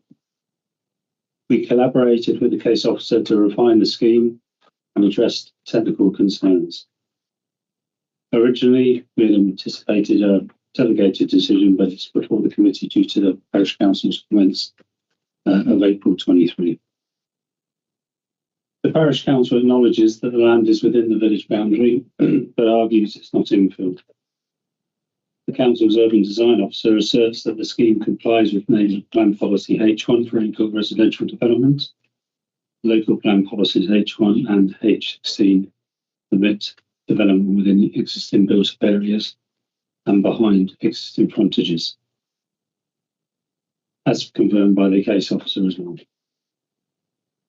The scheme aligns with figure 2 of the neighbourhood plan, staying within Chinner's field limits, making it compliant with RCH7 development boundary and not conflicting with DES1 of the local plan. Adjacent to the site, a similar scheme to ours was approved under P15 S08914 at 71 to 77 Lower Icknield Way. It was accepted without objections from the parish council. A similar lack of objection was noted for approval number P22 S1515 full, which is opposite. Recent appeals like 3302410 in November 22, Sister Authority of West Oxfordshire was successfully approved, setting a precedent for consistent decision making. The landscape officer responded on 15th of August 23 with no objection to the scheme. The forestry officer on 20th of March 23 stated that trees and hedges to be removed have low agricultural value and should not be considered a constraint to the proposed development. The scheme was developed in consideration for its neighbours, ensuring privacy and amenity were achieved. Plots 9 and 10 in particular were designed to avoid overlooking the adjacent private amenity space. The new garage eaves are a similar height to the existing 2.5 metre boundary hedgerow. The hawthorn tree that was mentioned by number 85 behind the existing garage. Plot 10's garage will sit on the existing, on the same footprint as the existing garage that resides there. It will cause no additional undue harm. Additional tree protection fencing can be secured by condition in any case. The consultant ecologist survey has been accepted by the council's countryside officer as well. Regarding traffic concerns raised by the parish, our highways team collaborated with the county highways team, as the case officer told you, to gain approval. And this includes the addition of a crossing point along Lower Icknield Way for highway safety. Addressing the density concerns, the adjacent developments range between 18 and 25 dwellings per hectare, and our dwelling provides 21 dwellings per hectare, thus aligning with the target density for its location, as such not overdevelopment. Regarding neighbour amenity, the parish council's concern were countered by the council's urban design officer, affirming that the scheme does not cause unacceptable impacts on residential amenity or privacy. Compliance with the Joint Design Guide, Neighbourhood Policy CH1 Design and Local Plan Policy DES6 was confirmed, ensuring that an acceptable impact on existing neighbours' amenity. In terms of drainage, the site falls within flood zone 1, which is the lowest flood zone, and within the Environment Agency's new climate change allowances is considered, it still remains in flood zone 1. It's worth noting that the adjacent residents of 79A, 83, 87 and 89 have not raised objections to the application. Given the positive feedback from the case officer and technical consultees, we hope for your support in approving the application. Thank you for your time. Okay, thank you very much, Mr. Corkle. Betty, any questions? Councillor Kentor? Can you just point me on the plan where the 85, please? I can't find it. I found the 83. I can't find the 85. Can you show you? Okay. It's next door. That's that one. Yeah, Yeah, okay. Thank you. that's his garage. And Yeah, sorry, it was not written. Question for me, the trees that are shown on there, do you know what sort of trees they are? In the Garden of 85. There are some letters on the plan, but I can't read them. I just wondered if you knew what sort of trees they were. I do. So they were horse chestnuts. Yeah. Horse chestnuts. Horse chestnuts. Okay, the horse chestnuts. They're quite substantial trees. no, I don't think they are. I think they're birch trees. Right, sorry, any Councillor Casey Rare? Just on the dwellings per hectare, you said that it was, this plot is 21 dwellings per hectare. Yeah. And in comparison with another plot that was So the adjacent scheme. Okay, cool. We've got the ones to the one. Immediately adjacent. Yeah. Councillor Gordon Creed. So in this application, there is a biodiversity net loss, Yes. with a condition that there's an off-site allocation to be arranged somewhere, somehow. Do we have any details of that yet? As far as I know, it's been agreed what the contribution would be. And I guess it could be ring fenced to be used. I think we'll ask that question of the planning officer. Yeah, okay. Any further questions? Seeing no further. Councillor Cantor? I have a comment. I know that the officer, Well, not to the officer, not to the agent. well, I know that the officer agreed about the housing mix, but I'm still a bit disappointed to not see more of one and two beds. I know that we seem to be happy with the housing mix. But I don't think it's a question that he can supply us. So, yeah, thank you very much, Mr. Corporal. Yeah, okay. Right. Two local members are here. Do you wish to speak as local members or speak Yes. on the committee? I would like to. So speak as local member. Which one allows me to also vote? Sorry? You can vote. So yes, I would like to speak as a local member. So it's your chance now. You have 5 minutes to speak as local member, which means we could then ask you questions.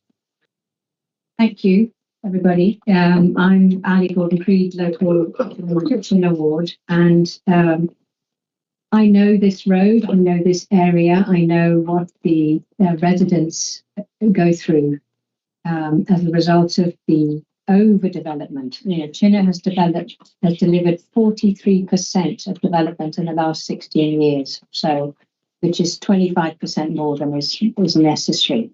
So there is no actual need in Chinna. Never mind no actual need. Thames Water in the last appeal that we won admitted that they might have had no objection here, but they have no capacity to deal with the groundwater impaction, with the water that is generated by this overdevelopment.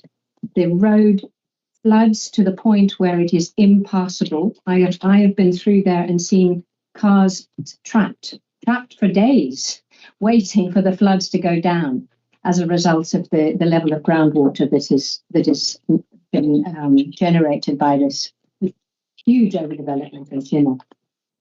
The capacity, so this, I don't think it is Chinna's, Chinna does not need to mitigate the fact that SODC doesn't have a 5-year housing land supply. So the tilted balance does not apply here. Chinna has overdeveloped. There's a 3-year housing land supply, and Chinna has a neighbourhood plan that is less than 2 years old. So the tilted balance does not apply here. So NPPF 14 applies, which means that that's not part of that is incorrect. Education and schooling, this says, I mean, literally there are no more places. At St Andrews cannot be expanded. The housing mix here, which fails the SMAR, which I know we're not that keen on, but it fails the SMAR on this. The housing mix means that Chinna cannot and does not want more family houses because there are no small places, there are no GP places. Chinna would welcome something that it actually needs, which is social housing, which is care housing, which is affordable starter home housing. So on every level, this is not a sustainable development by the neighbourhood plan's own policies, by the government's own. This is not a sustainable application for Chinna. I also have some serious questions about the definition of infill means there's a house at the front and you infill, or there's a gap between. This does not comply. They're demolishing the house and creating an artificial development possibility. there's a road going through the middle. The history of this application is that it previously has been refused two times since 2015, because it was applied with the paddock behind and refused. And I know that's not what we're considering here, but this is the reality of what Chinna has been dealing with. Chinna has won their last appeal. They will win. I'm pretty sure they'll win this again if this goes through, because it is not sustainable. And I urge you to consider that. This is not a sustainable application in this location for Chinna. Thank you. Any questions for Councillor Gordon Green? No? Okay, fine. All right. Where are we? We need to go back now to the planning officer for questions from the planning officer. I'll go to Councillor Casey Ray. Thank you. So it seems to me that it really seems to rest on this idea that we don't have a 5-year housing plan in SODC as a whole, but Chinna has recently adopted a neighbourhood plan. Therefore, the 3-year housing only have to benefit 3 years for this particular development. Can I bring that in? Because to my mind, it's not relevant. It's a fact, but it's not relevant to the planning application, and it's not considered as part of the application. We wouldn't approve it just because of it will help the 5-year land supply. We approve it on its merits, nothing to do with 5-year land supply. Right, but in the officer's report, the tilted balance argument was it was quite strong as part of the reason that you. I honestly disagree with it, and I'm looking for it in the officer's report. What comes? May I just ask the officer to respond to that? Yeah, I'll let Catherine respond to it. So the parents are saying that the tilted balance shouldn't apply, but you have. So what is the arguments? Could you put those forward? So you won't be surprised to hear it's a complicated one.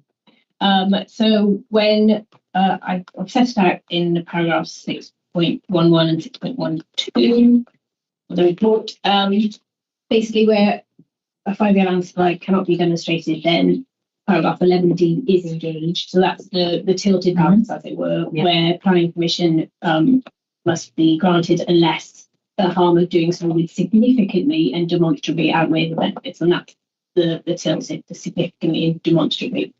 It then turns to looking at paragraphs 12 and 14, and that tells us where there is conflict with the neighbourhood plan, then usually you would resolve sort of in favour of the neighbourhood plan. So we then have to question, is this in conflict with the neighbourhood plan? No, it isn't, because it's within the settlement boundary, it is supported in principle, and therefore the tilted balance would apply. But it is worth saying also that if a flat balance were to apply, so if we did have a 5-year land supply and we're looking at a flat balance, the recommendation would still be the same. The benefits would still outweigh the harm. That help? Yeah, please. Yeah, please. Councillor Campbell, you have a question. Well, it was clarification about 6.1 and 6.2, but Sam was quicker on that. And about the chapter 618, about 631, the council ecology officer has confirmed that 4.48 habitat units are required to offset biodiversity.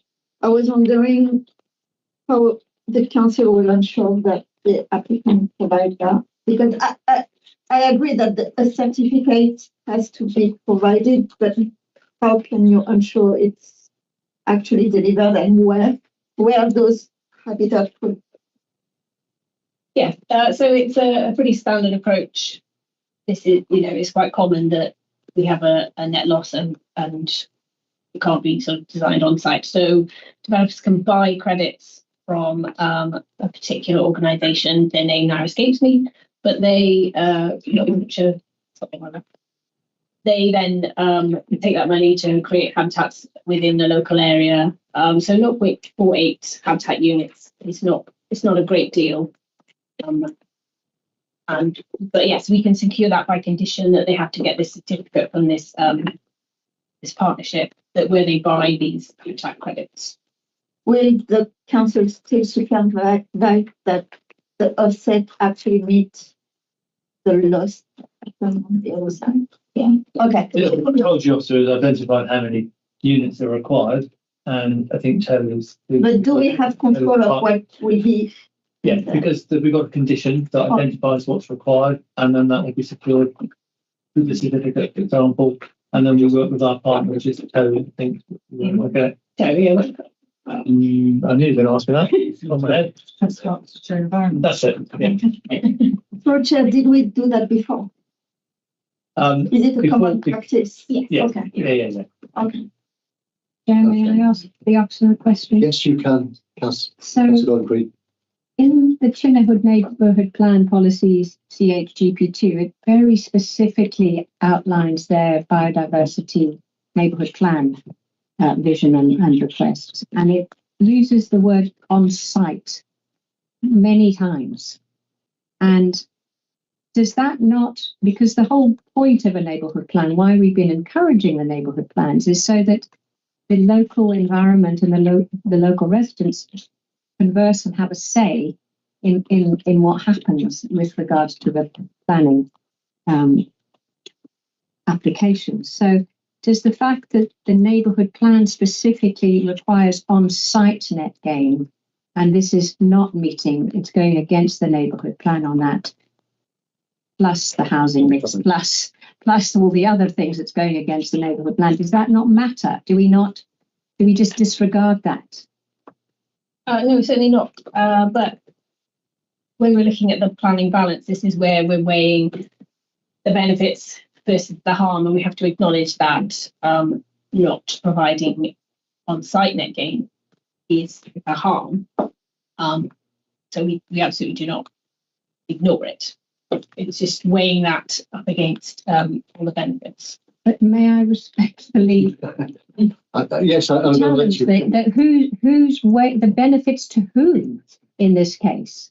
Because you're deciding the benefits based on, it seems not what the residents of Chinna are considering as benefits in this particular application. In fact, they're actively saying the opposite. So how do we give that some credence with our current policies? And also in January, is it not going to become a rule that biodiversity net gain, in April, it's going to become a law that it's net gain in individual? The answer there is it's going to be, it's not there now. I know, but is that going to be on site only, or is that going to also be off site? Okay. Yeah, so where's the harm? Like, who decides the harm in this one? Because, China doesn't want those. Say ultimately, it's you as a committee. Yeah. Remember, you're a district committee. Yeah. You're don't just focus on the particular parish in this case. And yeah, I mean, the starting point in terms of our policy, the neighbourhood plan policy, is on site. But obviously, the way the legislation goes, it allows for off site, and that's obviously what we can secure in this situation. That we can get an off site and we get a certificate, and that would be within the district. That's the way that the certification works. I think also it's worth saying that any neighbourhood plan must conform to a higher authority, and if the NPPF says it's allowed, then the neighbourhood plan can't disagree with that. Yeah. Thank you. No. Stefan. Thank you. After three questions, actually, I'll try and shoot them quickly. The planning history on this site in 2018 and 2017, for this site, planning was refused. Of course, we're judging this planning application, but do you, as a planning officer, take into account those refusals in the past? Yes. So I think they relate to the same scheme, which was then taken to appeal. as someone has mentioned, I think it included the paddock lounge to the north, so it's not quite the same. And that was, I think, largely dismissed because the council could demonstrate a 5-year land supply at that time, and it was outside of the settlement boundary, and therefore the neighbourhood plan predominated. So it's not the same, but yes, we certainly do take into account planning history. The appeal was dismissed because the neighbourhood plan predominated. Yeah, because there was we could demonstrate, the district council could demonstrate a 5-year land supply at that time. And so the tilted balance wasn't. Yeah, it's fine. That's fine. I think the key thing there also is the fact that the paddock was included in that application, which is outside the neighbourhood plan. Yes. And that I'm sure was influential. It was that. So, okay. All right. What is the difference? Are there any rules for backland development, please? Policy 16 refers to backland development, and actually that was a sort of helpful definition.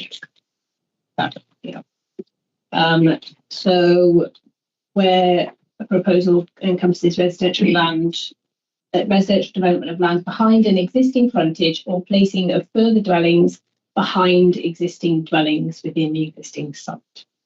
However, Policy H16 specifically refers to smaller and other villages. So isn't directly relevant to this because it's a large village. I thought backland development was, and it might have changed from 5 years ago, but if there is an existing row of houses and somebody puts in planning application for backland development, then that is not looked favourably in the planning process, or has that changed? Because I see this not as infill. I see this as backland development, because there are 3 houses that exist, and the backland is being developed behind the existing houses, and it's irrelevant whether one of them has to be demolished to create the backland development. It is backland development, and I'm trying to weigh up whether it's, well, I think it is backland development, but I'm not a planning officer. The second thing is, my supplementary question would be, and my final one, Chair, does infill mean 1 house, 2 houses, 3 houses, 10 houses, or can we have infill of many houses? I'm going to cede to the Chief Planning Officer on those two, because I think the rules on backland development did change. I mean, your policy sets out in terms of what we consider backland development effectively, but ultimately it's about the planning harm. It's about how the relationships work with the existing properties and new properties. I think we were going to show the layout. We had it up just now. Yeah. It's a bit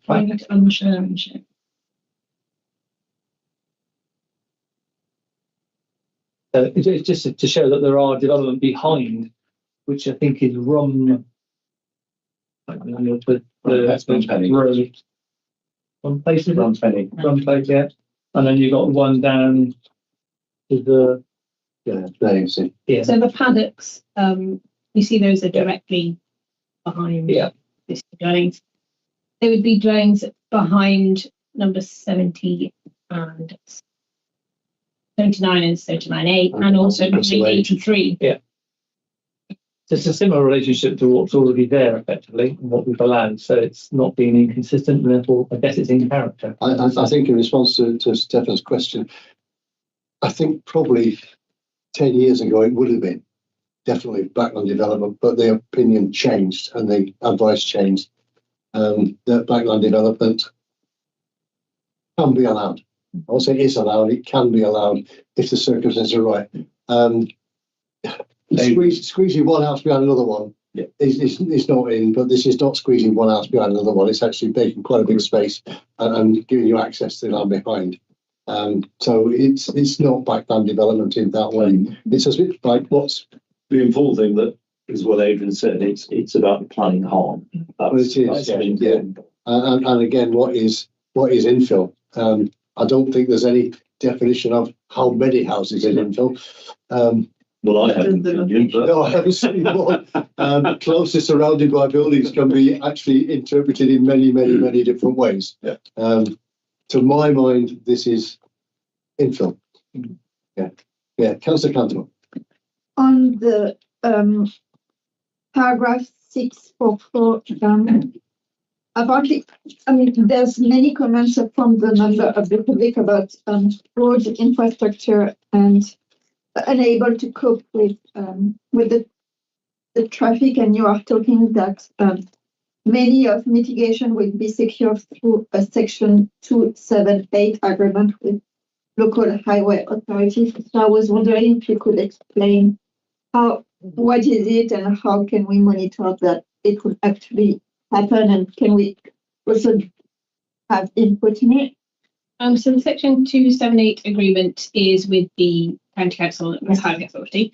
And that in this case is specifically for a crossing, a drop curb to allow for crossing to the south side of taking it the way, because there isn't pavement continuing along the north. So that's what that's for. And it's a legal process with the County Council, so it would be monitored and so it's a legal requirement. So we know that it would be addressed. Yes. Yeah. Okay. Thank you. If you grant consent, though. Yeah. Okay. Okay. Councillor Keshira, yes. Just a bit of advice, really, I suppose. I was just discussing with Adrian before the meeting that at this point in the meeting, we used to restrict ourselves just to questions to the officer. But I think we're now allowed to expand on different things. And if you've got any questions at all about the development, about the application, then this is the time to actually ask them and question them. So that's fine. Yeah, thank you. Good. Okay. So it's just on that, so, you know, we're talking about in 6.11 when you're talking about significant and demonstrably outweigh the benefits. Then that's what we have to think about, whether, you know, the balance that you're talking about is significantly. And I'm just thinking about what as Gordon Creed said about the appeal, where there was a discussion about Thames Water saying they couldn't deal with this. In this, they responded and said they can deal with it because it's a small amount. Even though there seems to be quite a lot of flooding on this road and there's groundwater problems and stuff, and this would obviously, if there is some flooding, exacerbate that in some way, possibly. So what I'm trying to say is, if we say, well, this is significant harm because there's already a problem there, so this could only make that worse. But Thames Water has contradicted that. Does that mean we really have no, in an appeal, for example, there will be no ground? Yeah, so they can't go back to what the last appeal, the appeal for the last one. No, for context, that appeal for the West was for 150 dwellings, so we're talking a completely different scale. And development has to sort of wash its own face. So the proposed development would have to account for its own drainage needs and not exacerbate that of the surrounding. So and Thames Water, as you rightly say, they said they can accommodate, you know, this additional 9 dwellings. And you just have to take it at their words. That's there has been history where they've said they can't. So what you're saying is it's because of the different scale of development.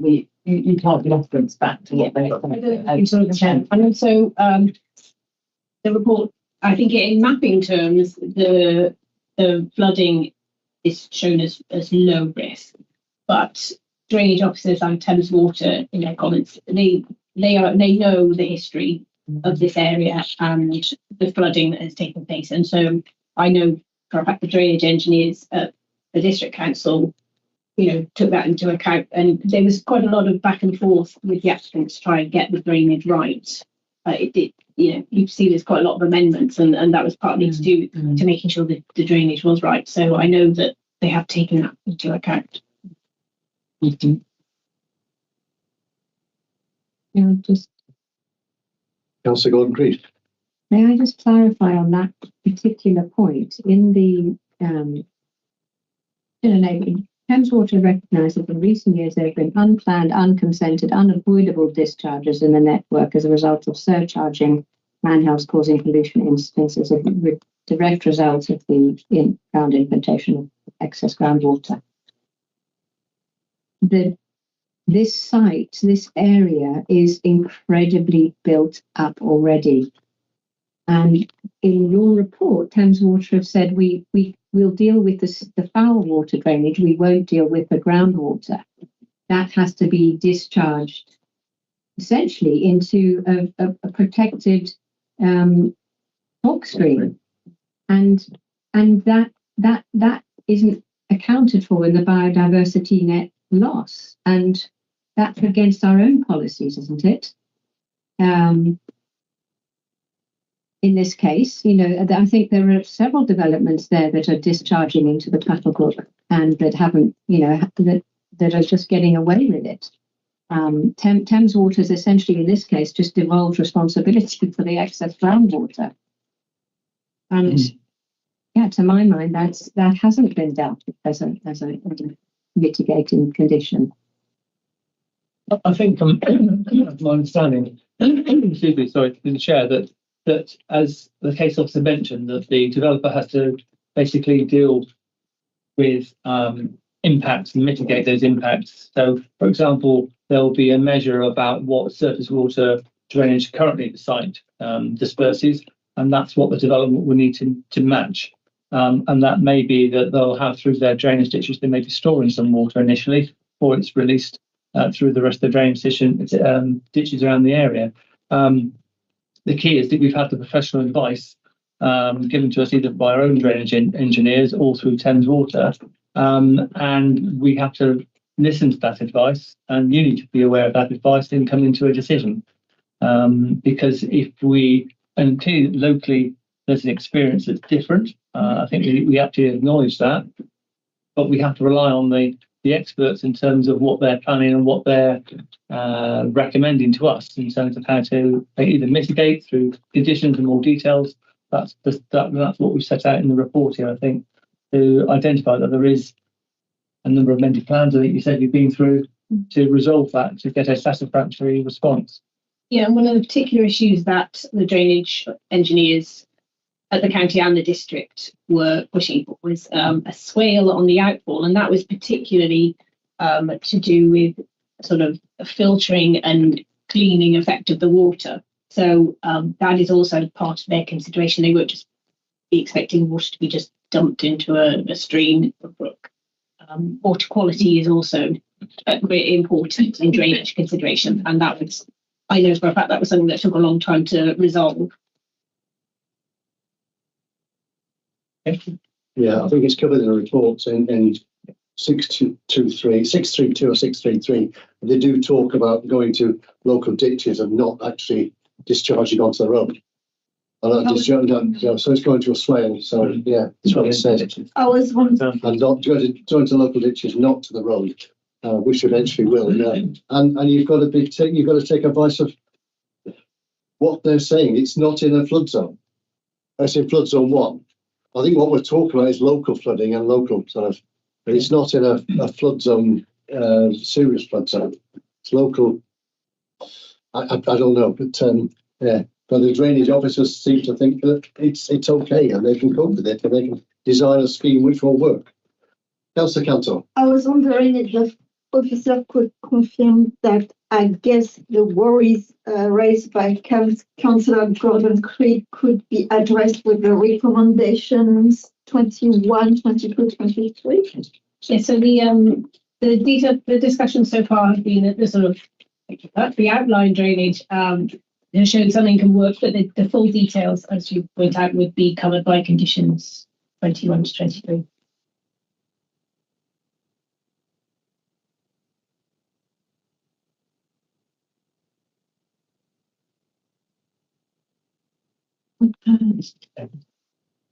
I think we've finished questions wise. We've finished questions, okay. And we've finished discussions. I therefore need a proposal, please. Councillor Gathershack. I'm going to propose that we refuse this current application. I mean, if it's seconded, I will then talk a bit more. Could we have your reasons for refusal? Yes, gladly. This conflicts with the neighbourhood plan. It conflicts with the neighbourhood plan biodiversity on site. It conflicts with the neighbourhood plan in terms of housing mix. And in planning terms, I regard this as backland development. And I think 4 sites where they're proposing 10 houses, that is something that clearly the neighbourhood plan should have a view on. If it was infill with regard to there's a house here, there's a gap, stick a house in infill, that is perfectly legitimately to be allowed. But this is the demolition of a house in the, sorry, I'm going on rather than planning reason. I'll say my speech and then I'll stop. Okay. This is an existing settlement of houses. This is the demolishing of one house to create, in my opinion, this is my opinion, an artificial road in to increase, to actually form a little cul-de-sac of 10 houses. And it's too much. The other thing is the question I asked the planning officers with regard to previous planning applications.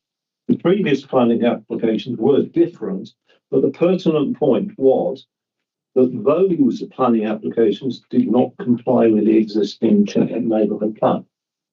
Therefore, I can apply exactly the same rules to this, that the existing Chenna neighbourhood plan does not include this site, and certainly I think would warrant 10 new houses.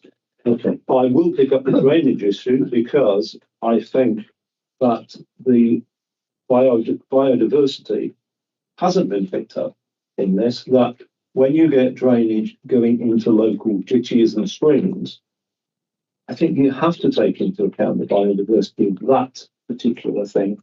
So it's not about flooding, it's not about drainage, it's about pollutants, petrol going into ditches. So I'll stop there. Thank you. Okay. There's a clarification. Yeah. One of the basis for refusal would be that the housing mix and density of this proposal disagrees with the neighborhood plan, while the report says the neighborhood plan doesn't have any information of the local needs. So you're right. Yeah. Let's just work our way through this one because Councillor Gabrishak has proposed refusal. Yeah, we will actually explore the reasons if we get a seconder, and I gather I will probably get a seconder from Councillor Gordon Creed. Yeah, I would like you to speak now. Okay, I propose that we refuse on policies P32 that's against the Chillingham neighbourhood plan, on biodiversity issues, on the housing mix issues, it's against section 4 of the Chillingham neighbourhood plan, CH4 and 5. So the housing mix is specified in the neighbourhood plan, not Chillingham. I don't feel satisfied with the tilted balance issue because I propose refusal on those grounds. Yeah, I think we can't just say it. We must actually identify what parts of the neighbourhood plan it doesn't agree with. We can't just say it doesn't agree with the neighbourhood plan. We must identify what particular part we don't like or we don't think it agrees with. And we'll go from there, I think, having identified those. We have it proposed and seconded. We could go into debate whilst Adrian works out what the reasons are. Councillor Sadler. I've similarly, I've got the same as Councillor Jack and Annie Gordon Creed in terms that it's not included in the neighbourhood plan. It's not identified for infill in the neighbourhood plan. They're well overdeveloped at 43% versus 15%, which is what the set out. Biodiversity gain and offset gain, I'm very suspicious by that. I don't really understand it.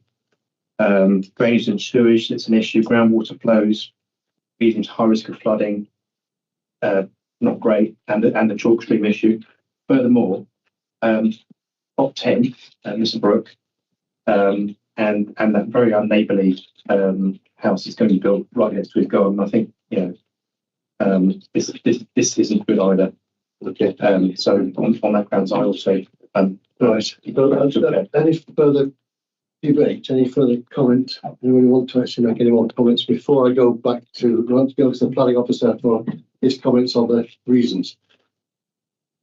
Peter. Yes, I was going to say,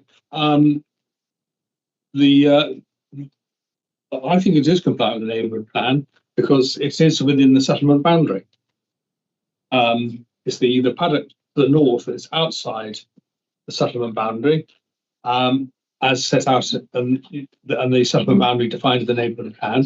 But the neighbourhood plan has to allocate sites. It cannot exclude locations. You can't just say none of these, no further development can take place anywhere else in Chinook because it's not in our plan. And that's, the neighbourhood plan is always positive about supporting, allocating, as I understand, allocating sites for development. Now, certainly this question of drainage, it strikes me looking at that little map there. It shows that ditch that with the blue line illustrates the flow of the water. So it's flowing away from the road. It's flowing northwards. With my interpretation, and the proposal is on the surface water drainage from this relatively small area of site is to go into a swale, which I guess is going to be somewhere in that paddock area, and picking up other surface drainage from these other sites there, and going into the that ditch there. That maybe they may have elements of chalk stream, but it must also have, looking at the flow, where it's coming from, all the flow from these that other development to the south. So it's not sort of pure chalk, can't be, in my mind, a pure chalk stream. And I will be opposing this motion because I think we're picking out on points that are not substantive. And I think if we refuse this, we go to a refusal, it will be completely torn to shreds at an appeal. Councillor Cantor. I would actually agree with Councillor Dragonetti because I understand the concern, but I feel the concerns are mitigated in the recommendation about the application. We might disagree with the details, but I think there's a willingness to mitigate it, and the benefit of the application outweigh when I look at this, I see it in field. There's buildings everywhere except on the back, so I don't see how it cannot be seen as infill. And the drainage issue of a condition, the biodiversity loss, there's a condition for it. I'm not happy with the housing mix.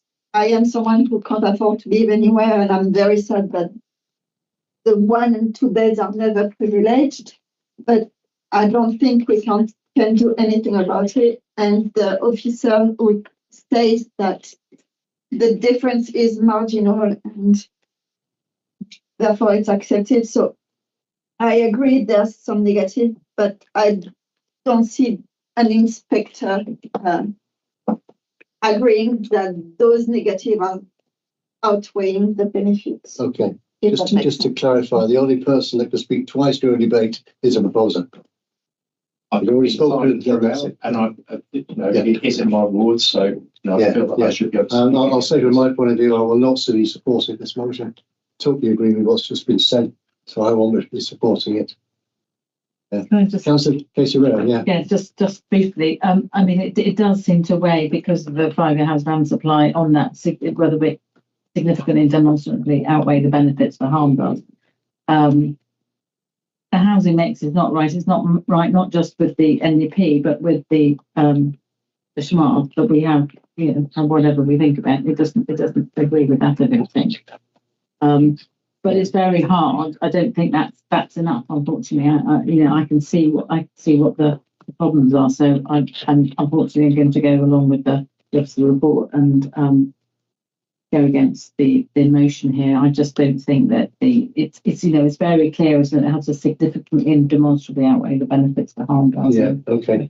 So we've all spoken, so I need to go back to Councillor Gabishab, but just before I go back to you, I need to clarify the reasons for refusal and come back to Adrian to actually say which ones he thinks we can support and which ones we can't. So we've just had a quick discussion very briefly. So we think do you want to talk through the three from your discussions, the three elements that we probably can take up on. I think, Catherine, do you want to just clarify the housing mix issue? Because I think that housing mix is an issue. A little bit misunderstanding. I think as it says in the report, for it to be completely SHMAR compliant, that would just require one of the 4 beds to be a 2-bed. On a larger scale, the sort of percentages we're looking at would, make a difference. But on such a small scale, it really doesn't make much of a difference. And we on appeal, as long as spectators are normally satisfied, as long as there is a mix, we don't tend to get too much support for rigidly SHMAR mix. So we would suggest that mix isn't in your reason. Mix is not in the reasons. But from what we picked up, we think there are 3 elements. So the first one, it's the sort of biodiversity net gain issue, and the unneighbourly impact. The tilted balance that comes down to principle, and as it's within the neighbour plan boundary, I think that one would be more of a struggle. So I would say the biodiversity and the neighbourly impact. Can I ask clarification, please? Clarification, yeah. The unable impact, is it not covered by the conditions 5 and the 5 and? Well, we think our officers, but to compare you as a committee or those we're just have a different view, and I have to respect that. Okay. Yeah. So there are 2 reasons, maybe 3 reasons that we would suggest that you could, if you were minded to go that direction. Sorry, just point of order, please, Chair, because Alexandria was out to speak twice, and I was prepared to She was asking a question of clarification. No, she was asked to speak again over this, and I was told not to. No, she's asking a question of clarification. Yeah, and that's a question you can do. I was trying to do a bit of clarification myself. Yes, you can do. Yeah. Okay. Well, that's fine. Just so you know.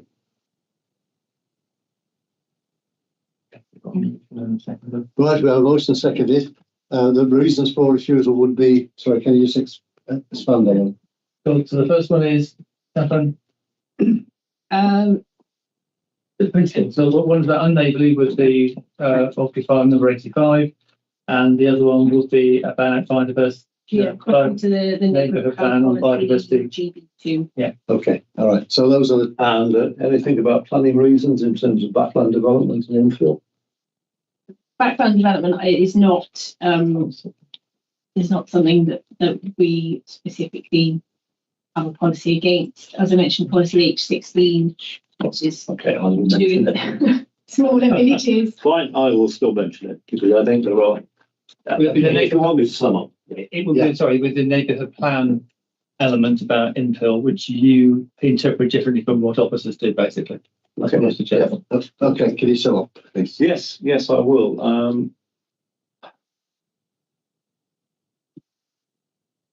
I'm actually staggered by this. What is the point of passing neighbourhood plans if we've actually looked at neighbourhood plans and they tilt in a particular way, and then in this particular case we go against them?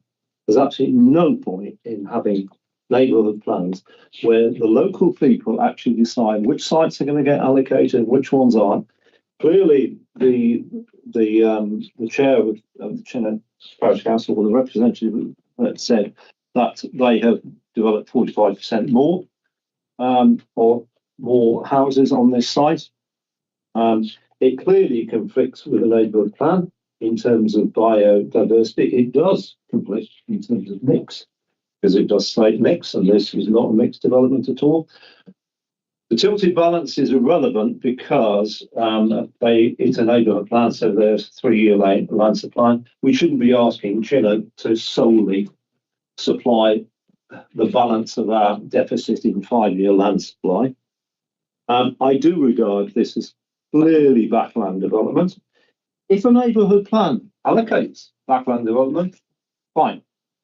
But this neighbourhood plan has not. I don't regard this as infill at all because it means demolishing a house and putting a road in, and then creating a cul-de-sac. It's clearly a neighbouring to number 85 and plot 10, and in terms of biodiversity, there is no gain on this site. There's a loss, and it's having to be offset, which is clearly against the general neighbourhood plan. And on the principle that the local people have settled a plan, we as a planning officer should not set that aside. We have a duty to take it into account, but clearly in this respect, I think the balance of probability is that we should go with the fact that this site is not in the neighbourhood plan.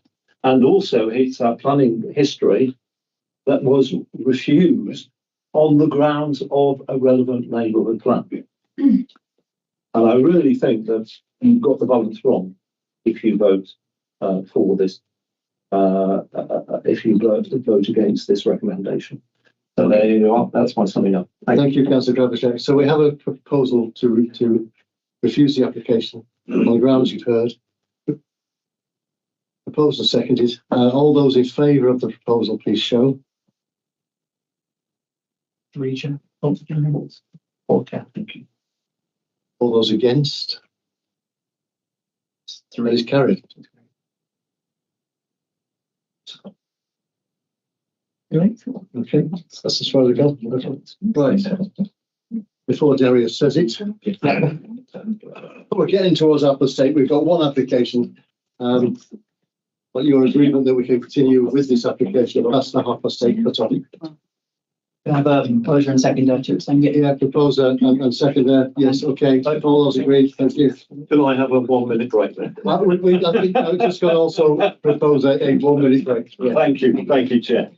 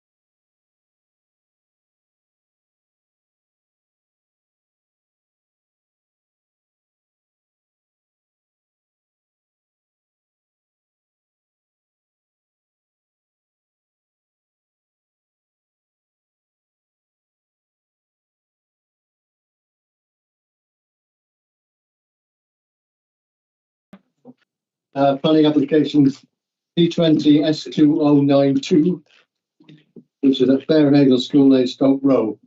And the planning officer is Mark Powell. So over to you, Mark. Thank you, Chair.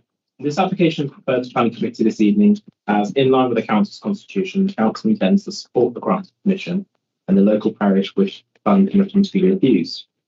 The proposed development seeks planning permission to replace the existing bungalow on site with a new two-storey property. As a point of clarification, the Chilterns AONB, as stated in my report, should be referred to as the Chiltern National Landscape now.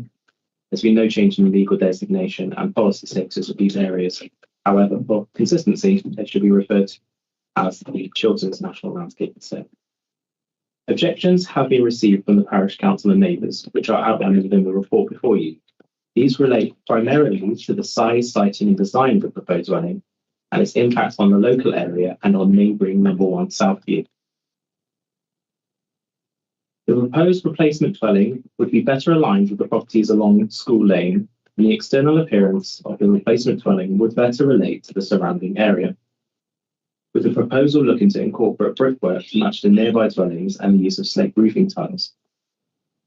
Your officers are satisfied that the proposed replacement dwelling would be served by adequate parking and private amenity space, and would not result in an overdevelopment of the plot.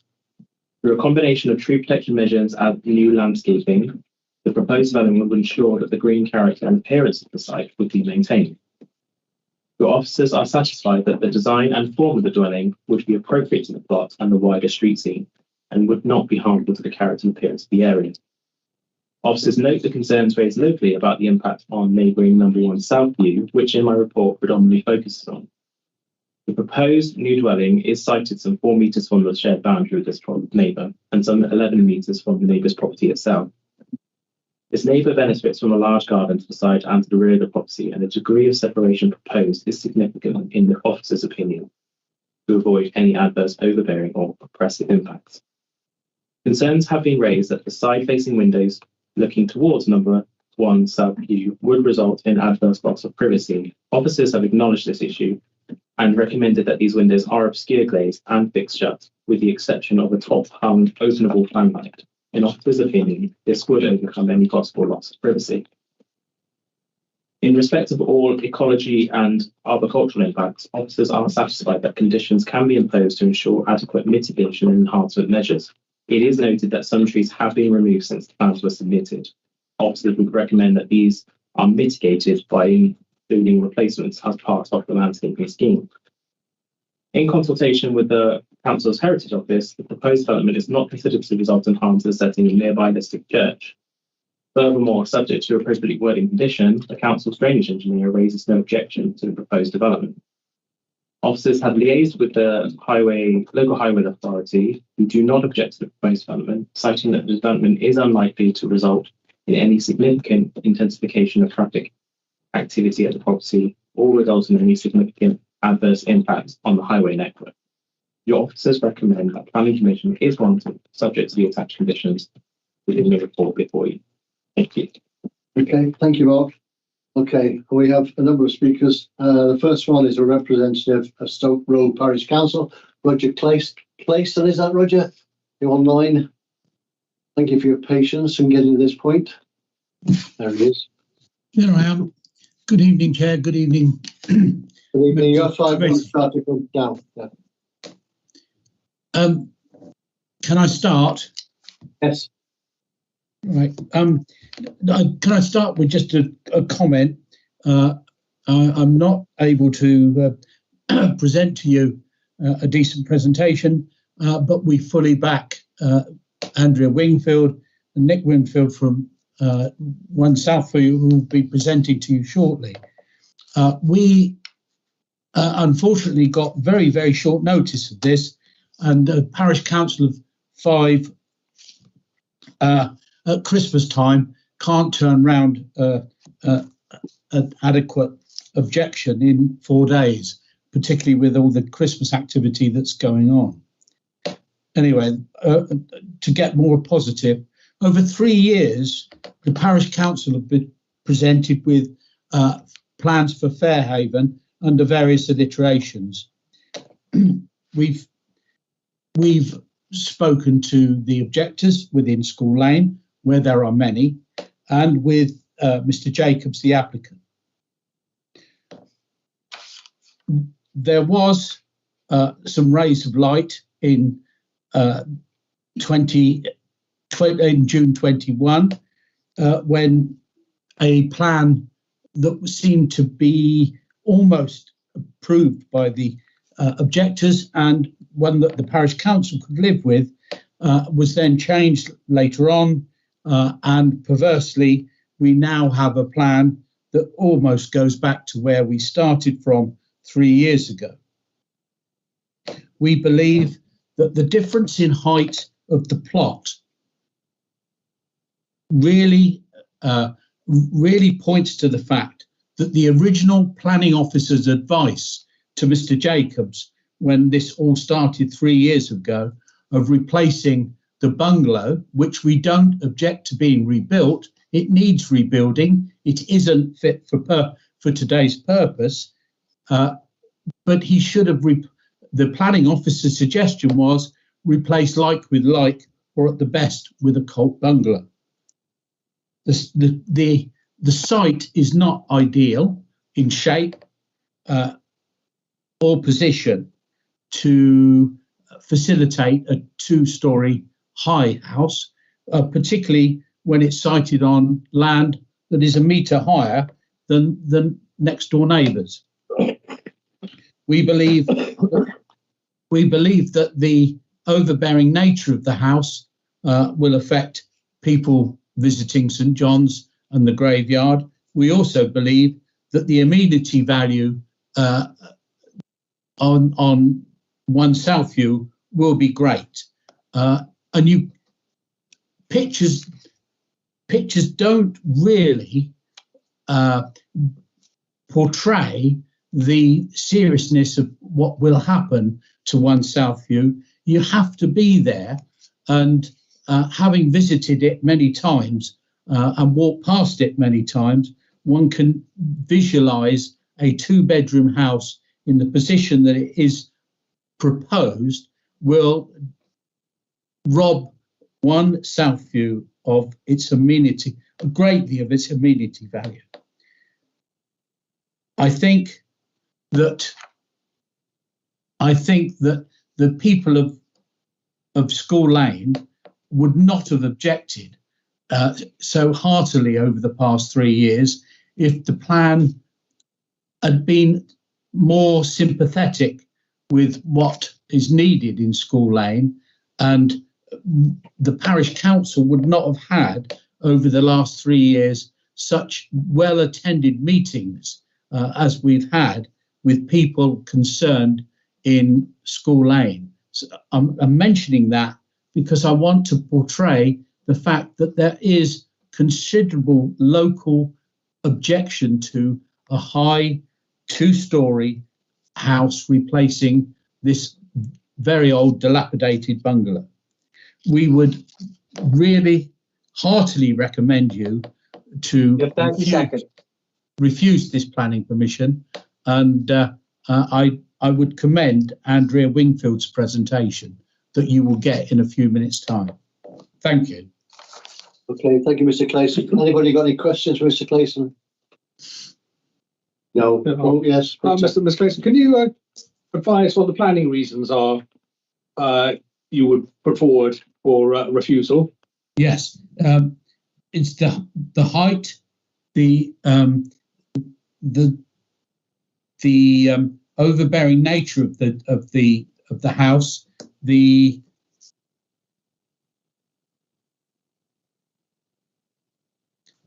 height, the overbearing nature of the house, and we did go through. I would refer you to our many comments that we made on the plans as they were repeatedly put on the site. Light pollution was the big one. Okay, thanks very much. I think I get it. Okay, thank you, Mr. Clayson. Thank you very much. Okay, we'll go to our second speakers, which are Andrea and Nick Wingfield. It says here virtually in person, so Is someone here in person or I'm both in person, but I'm plan B if the virtual doesn't work. So. Oh, okay. All right. Okay. Hello. So you're going to speak on your own unless things fall over.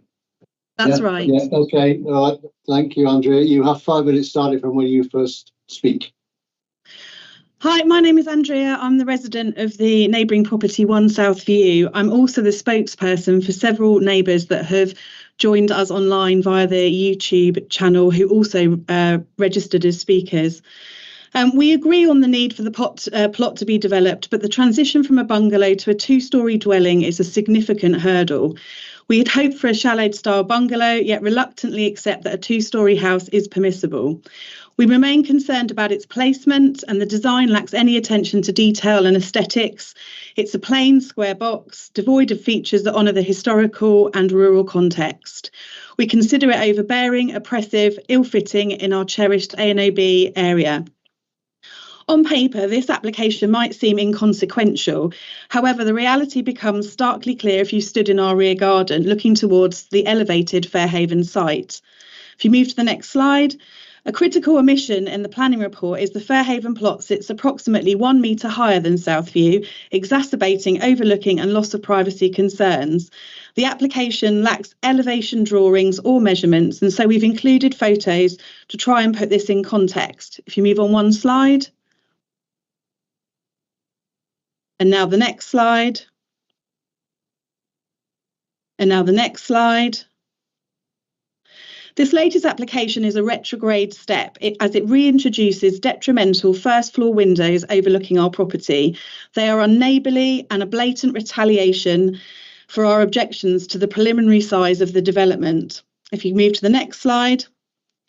Please forgive my naive illustration of the overlooking impact.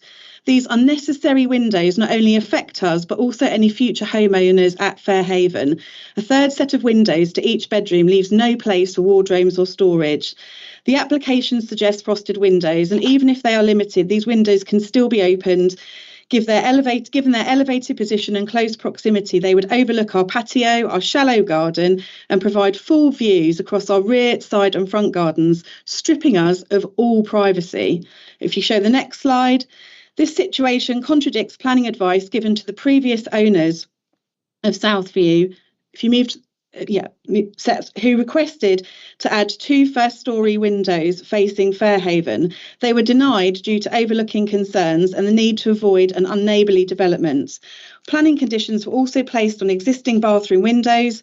They had to be obscure, not frosted, and remain on non-operable except for small top opening vents. There are 2 different planning standards at play here, and this must be addressed. If you move to the next slide, it is entirely feasible to place the development in alignment with all the other houses in School Lane. Not having it in a stepped back position helps to mitigate the overbearing and oppressive impact of a 2nd storey. Next slide. Without any measurements supplied, we estimate the development to be between 2.5 and 3.5 metres step back from 1 Southview. This may sound minor, yet the step back and elevated position, combined with the towering and overshadowing trees, creates natural darkness from the garden's northwest position, and the additional storey with its 8 by 5 metre side elevation wall significantly reduces our ambient light and creates an oppressive and overbearing effect. We are full-time home workers and our amenity space is critical, and this placement harms and jeopardises our well-being. Next slide. Currently, a driveway exists in front of Fairhaven, extending along the boundary. Preserving this is crucial to alleviating parking concerns consistently raised by the community. We suspect that the reluctance to move the property in line with all others on School Lane stems from a desire to reopen the possibility of a future side extension. Next slide. The removal of several large trees and flora since the inception of this application reveal a total disregard for the impact on surrounding greenery. Can you move us on 1 slide? The tree protection plan is barely relevant anymore. As you can see, the trees here being removed. And move to the next slide. The willow that was removed, and the next slide. A year ago, we shared with Mr Jacobs that we would be supportive of the application if 4 adjustments could be accommodated. 1, to remove the overlooking and unneighbourly windows, 2 to place the house in line with other cottages, 3 to preserve the existing driveway to create parking, and 4 to make the aesthetics of the development more sympathetic. These amendments would allow us to move forward. There are 20 houses on the road and 15 objections from households. We implore you to help us preserve our right not to be overlooked and maintain the charm and harmony of School Lane. Thanks for your consideration. Okay, thank you, Ms Winfield. Committee, have we got any questions for the speaker? I don't see any, so thank you very much for your time and your presentation. Okay, thank you. Thank you. Okay, our next speaker will be Councillor Rob, Joe Rob. Thank you, Chair. Well, members, I don't know how I follow that. I think that Andrea's presentation has been so clear that there's not a lot I can add. But what I would say is it may surprise you that I'm even here, because this is such a seemingly innocuous scheme, a simple brick house situated in a site where the principle of development is not in any dispute whatsoever. No one is disputing the fact that a house will go there, a house exists there, and a new house will go there at some point. But this application has now been sitting with the council for over 3 years. And during that time, the objectors and the parish council have been completely clear about their concerns. So it's a shame to see that the application not only has failed to address their concerns, but is coming in a form where we've even got some retrograde steps, such as the inclusion of second-storey windows directly overlooking the neighbouring property, the garden rather, at number 1 Southview. So no one's disputing the principle of development here, but the design of this scheme and the siting of this scheme will cause unacceptable planning harm to the neighbours at number 1 Southview. The report makes reference to the impact of the scheme on neighbour amenity at number 1 Southview, but it makes no reference whatsoever to the difference in levels, which is significant. Ms Winfield spoke about them. It's approximately 1 metre higher at Fairhaven than it is down at Southview. So any overbearing impact will be exacerbated by this very significant difference in levels. Side windows, totally unacceptable to have side windows directly overlooking the neighbouring garden. We're now being told that there's a condition to have these obscure glazed and fixed shut. They shouldn't be there at all, and I think we all know that. The building is wide. It's been designed by the applicant themselves with the help of a draftsperson. So the site is a difficult site. It's an awkward shape. Again, as I mentioned, it's significantly elevated above the neighbouring property, and it adjoins a churchyard, an historic churchyard.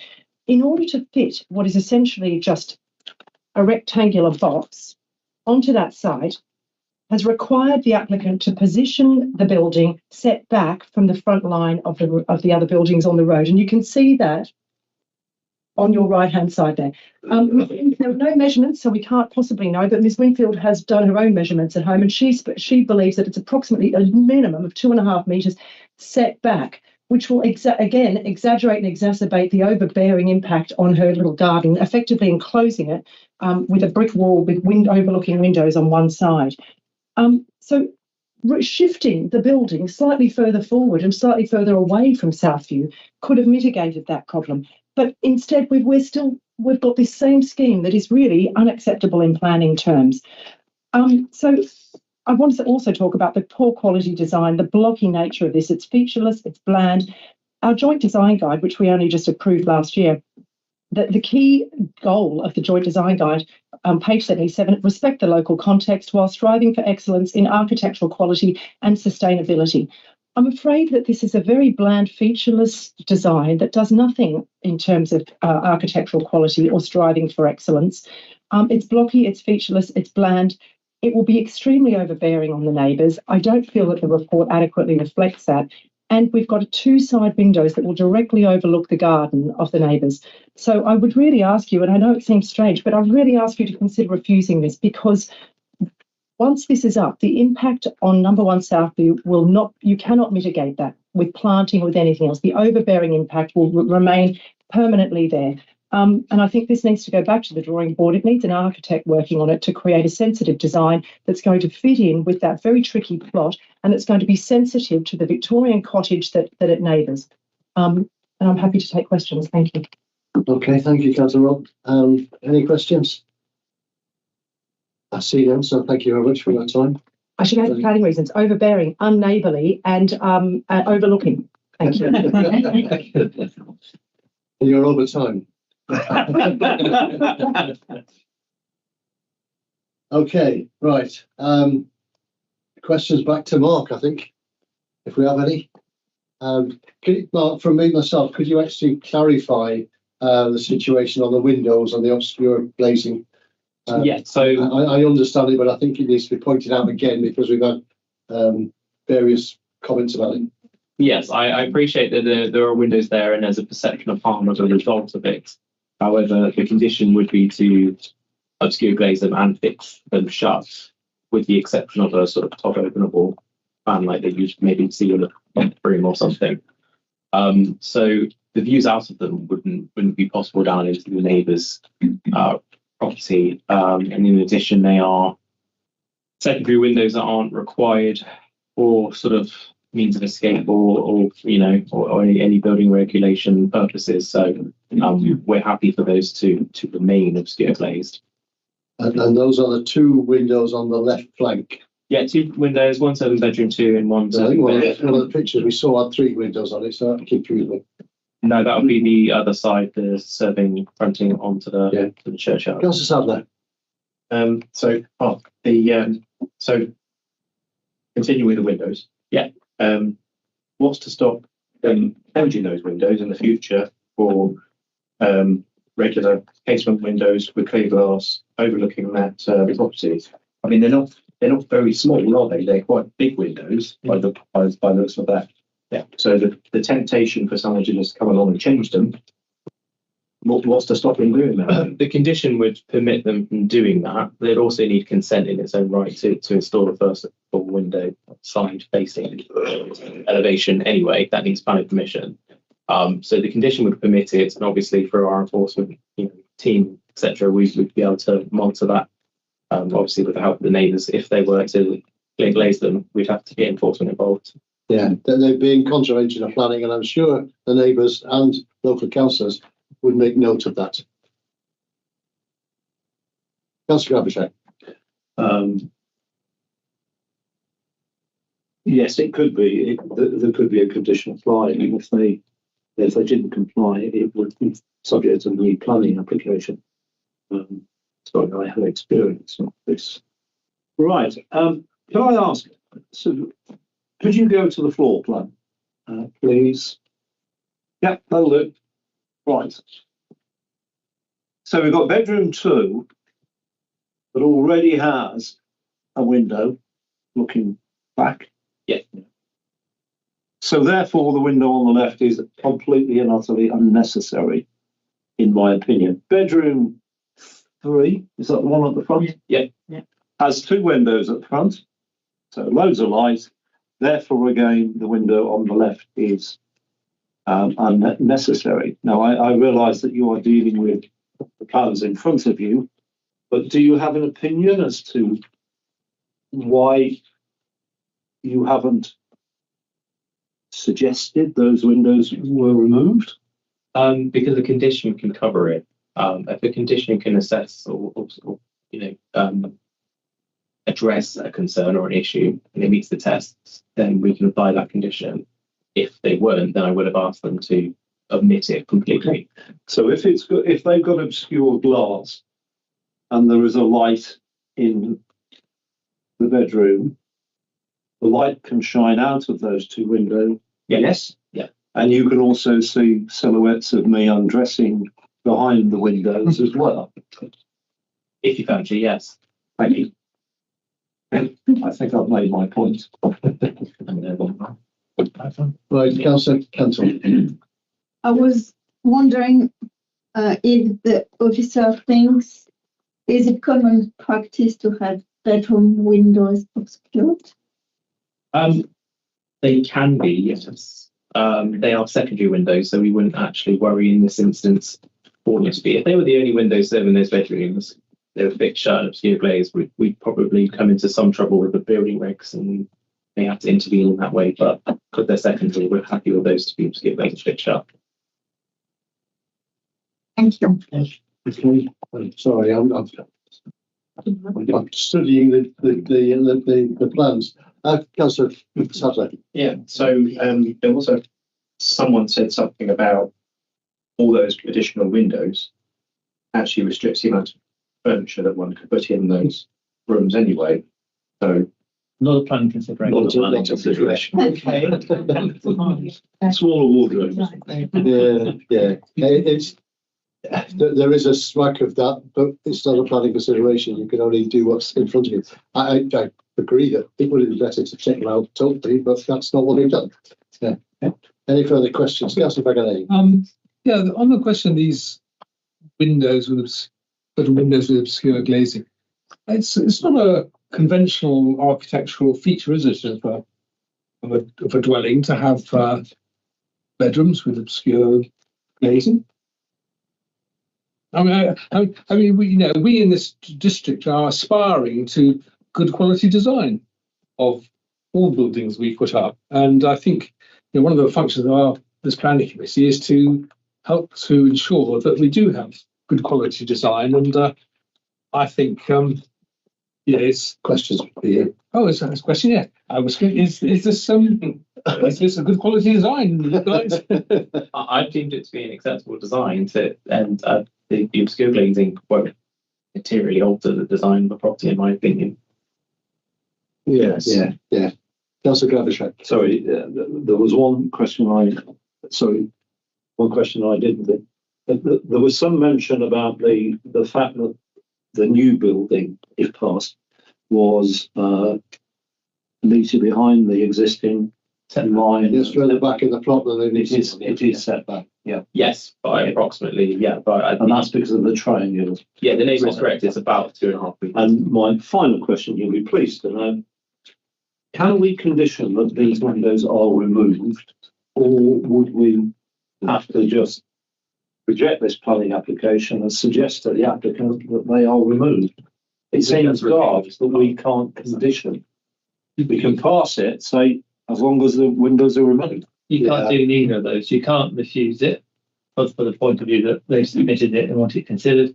You've addressed, or we suggest you can address the concern, which is the overlooking, by the fact that they are obscured and there are fixed with top opening. And they be obscured with bricks as a condition. Nice idea. Nice try, I think. Is Councillor Gordon Creek.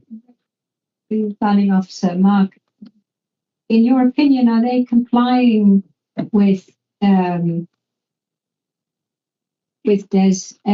2 and DES 10 in this? Are they compliant with The DES 10 is energy statement. Yes. So this application came in before it was a requirement for all applications to be submitted alongside with a energy statement. Yeah. So this is what we would call a legacy one. We don't have many of them left.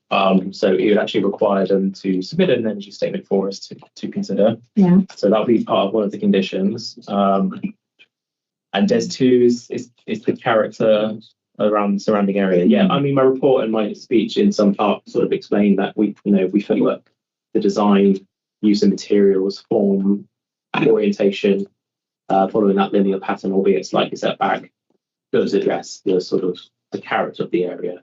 And in one of my slides, it's quite clear that there are quite a degree of differences in the vernacular nearby, albeit the predominant sort of appearance is these ones down in the bottom left. Those are opposite the site, but we do have more of a sort of shallow pitched slate roofs with red brick, which is quite predominant down there, and that's what the property would have. So I do agree it would. Okay, I think I'm looking for a proposal. Councillor Cantor. I'm sorry. I will propose to refuse officer's recommendation to approve the application on the reasons of overlooking over the height is over overdevelopment. No, not overdevelopment, is overlooking, overbearing. Overbearing is the presence that you Yes, have. overbearing and lack of privacy about those windows, extra windows. So yeah, overlooking and overbearing. You don't want to add bad design into that. I don't think aesthetics is a matter of the council.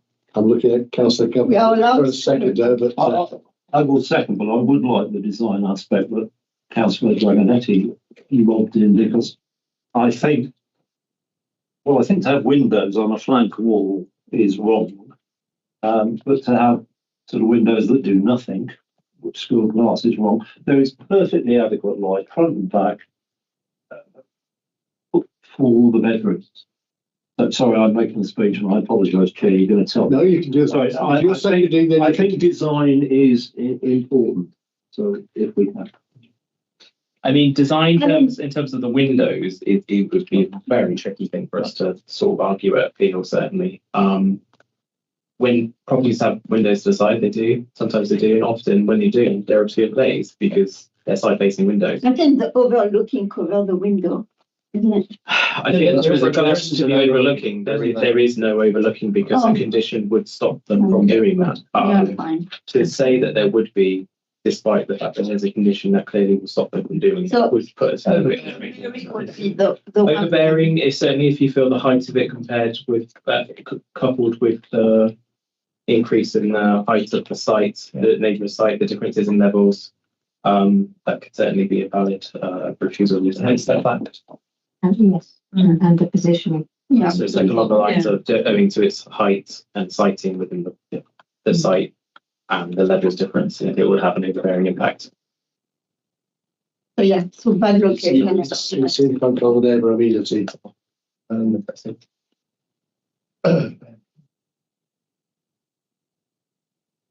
Where are we going? I don't know where I'm going. So if you are looking as members that the one reason that we suggest about overbearing, which ties back to its siting, to its height, and its the fact that then that's what we suggest you stick with and not get torn into design or windows and everything.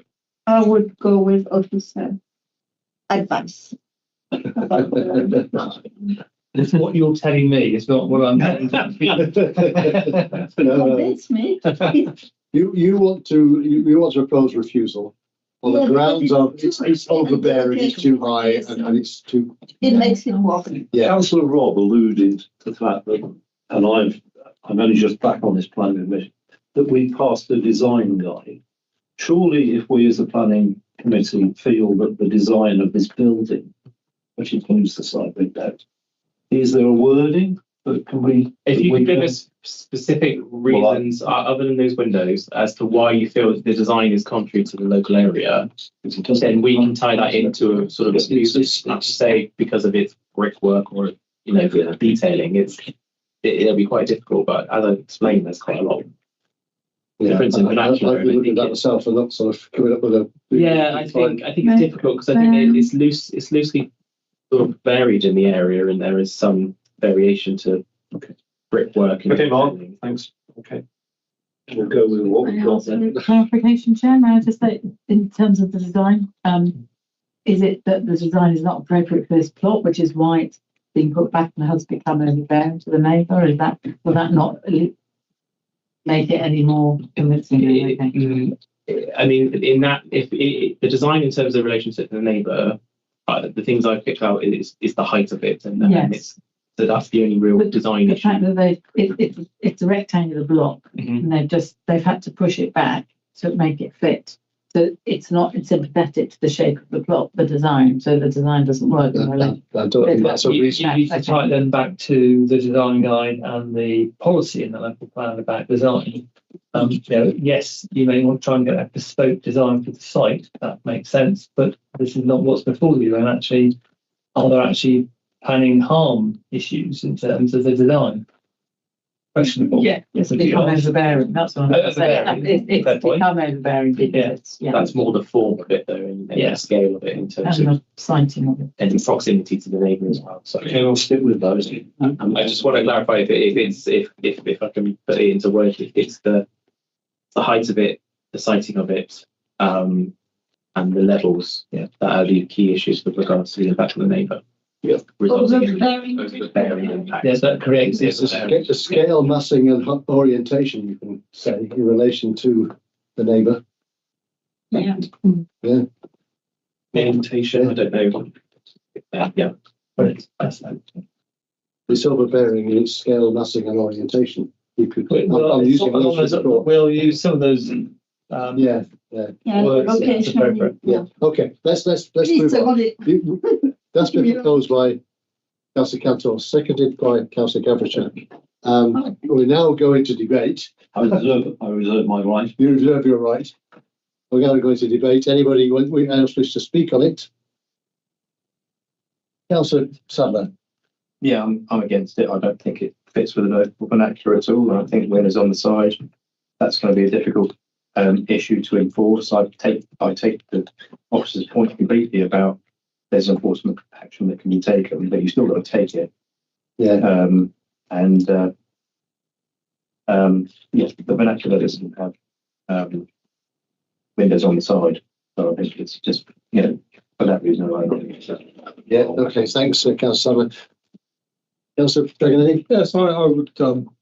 I don't think the design. This is in the AONB. South Stoke Row is in the AONB, and it's interesting to compare the front elevation of this design.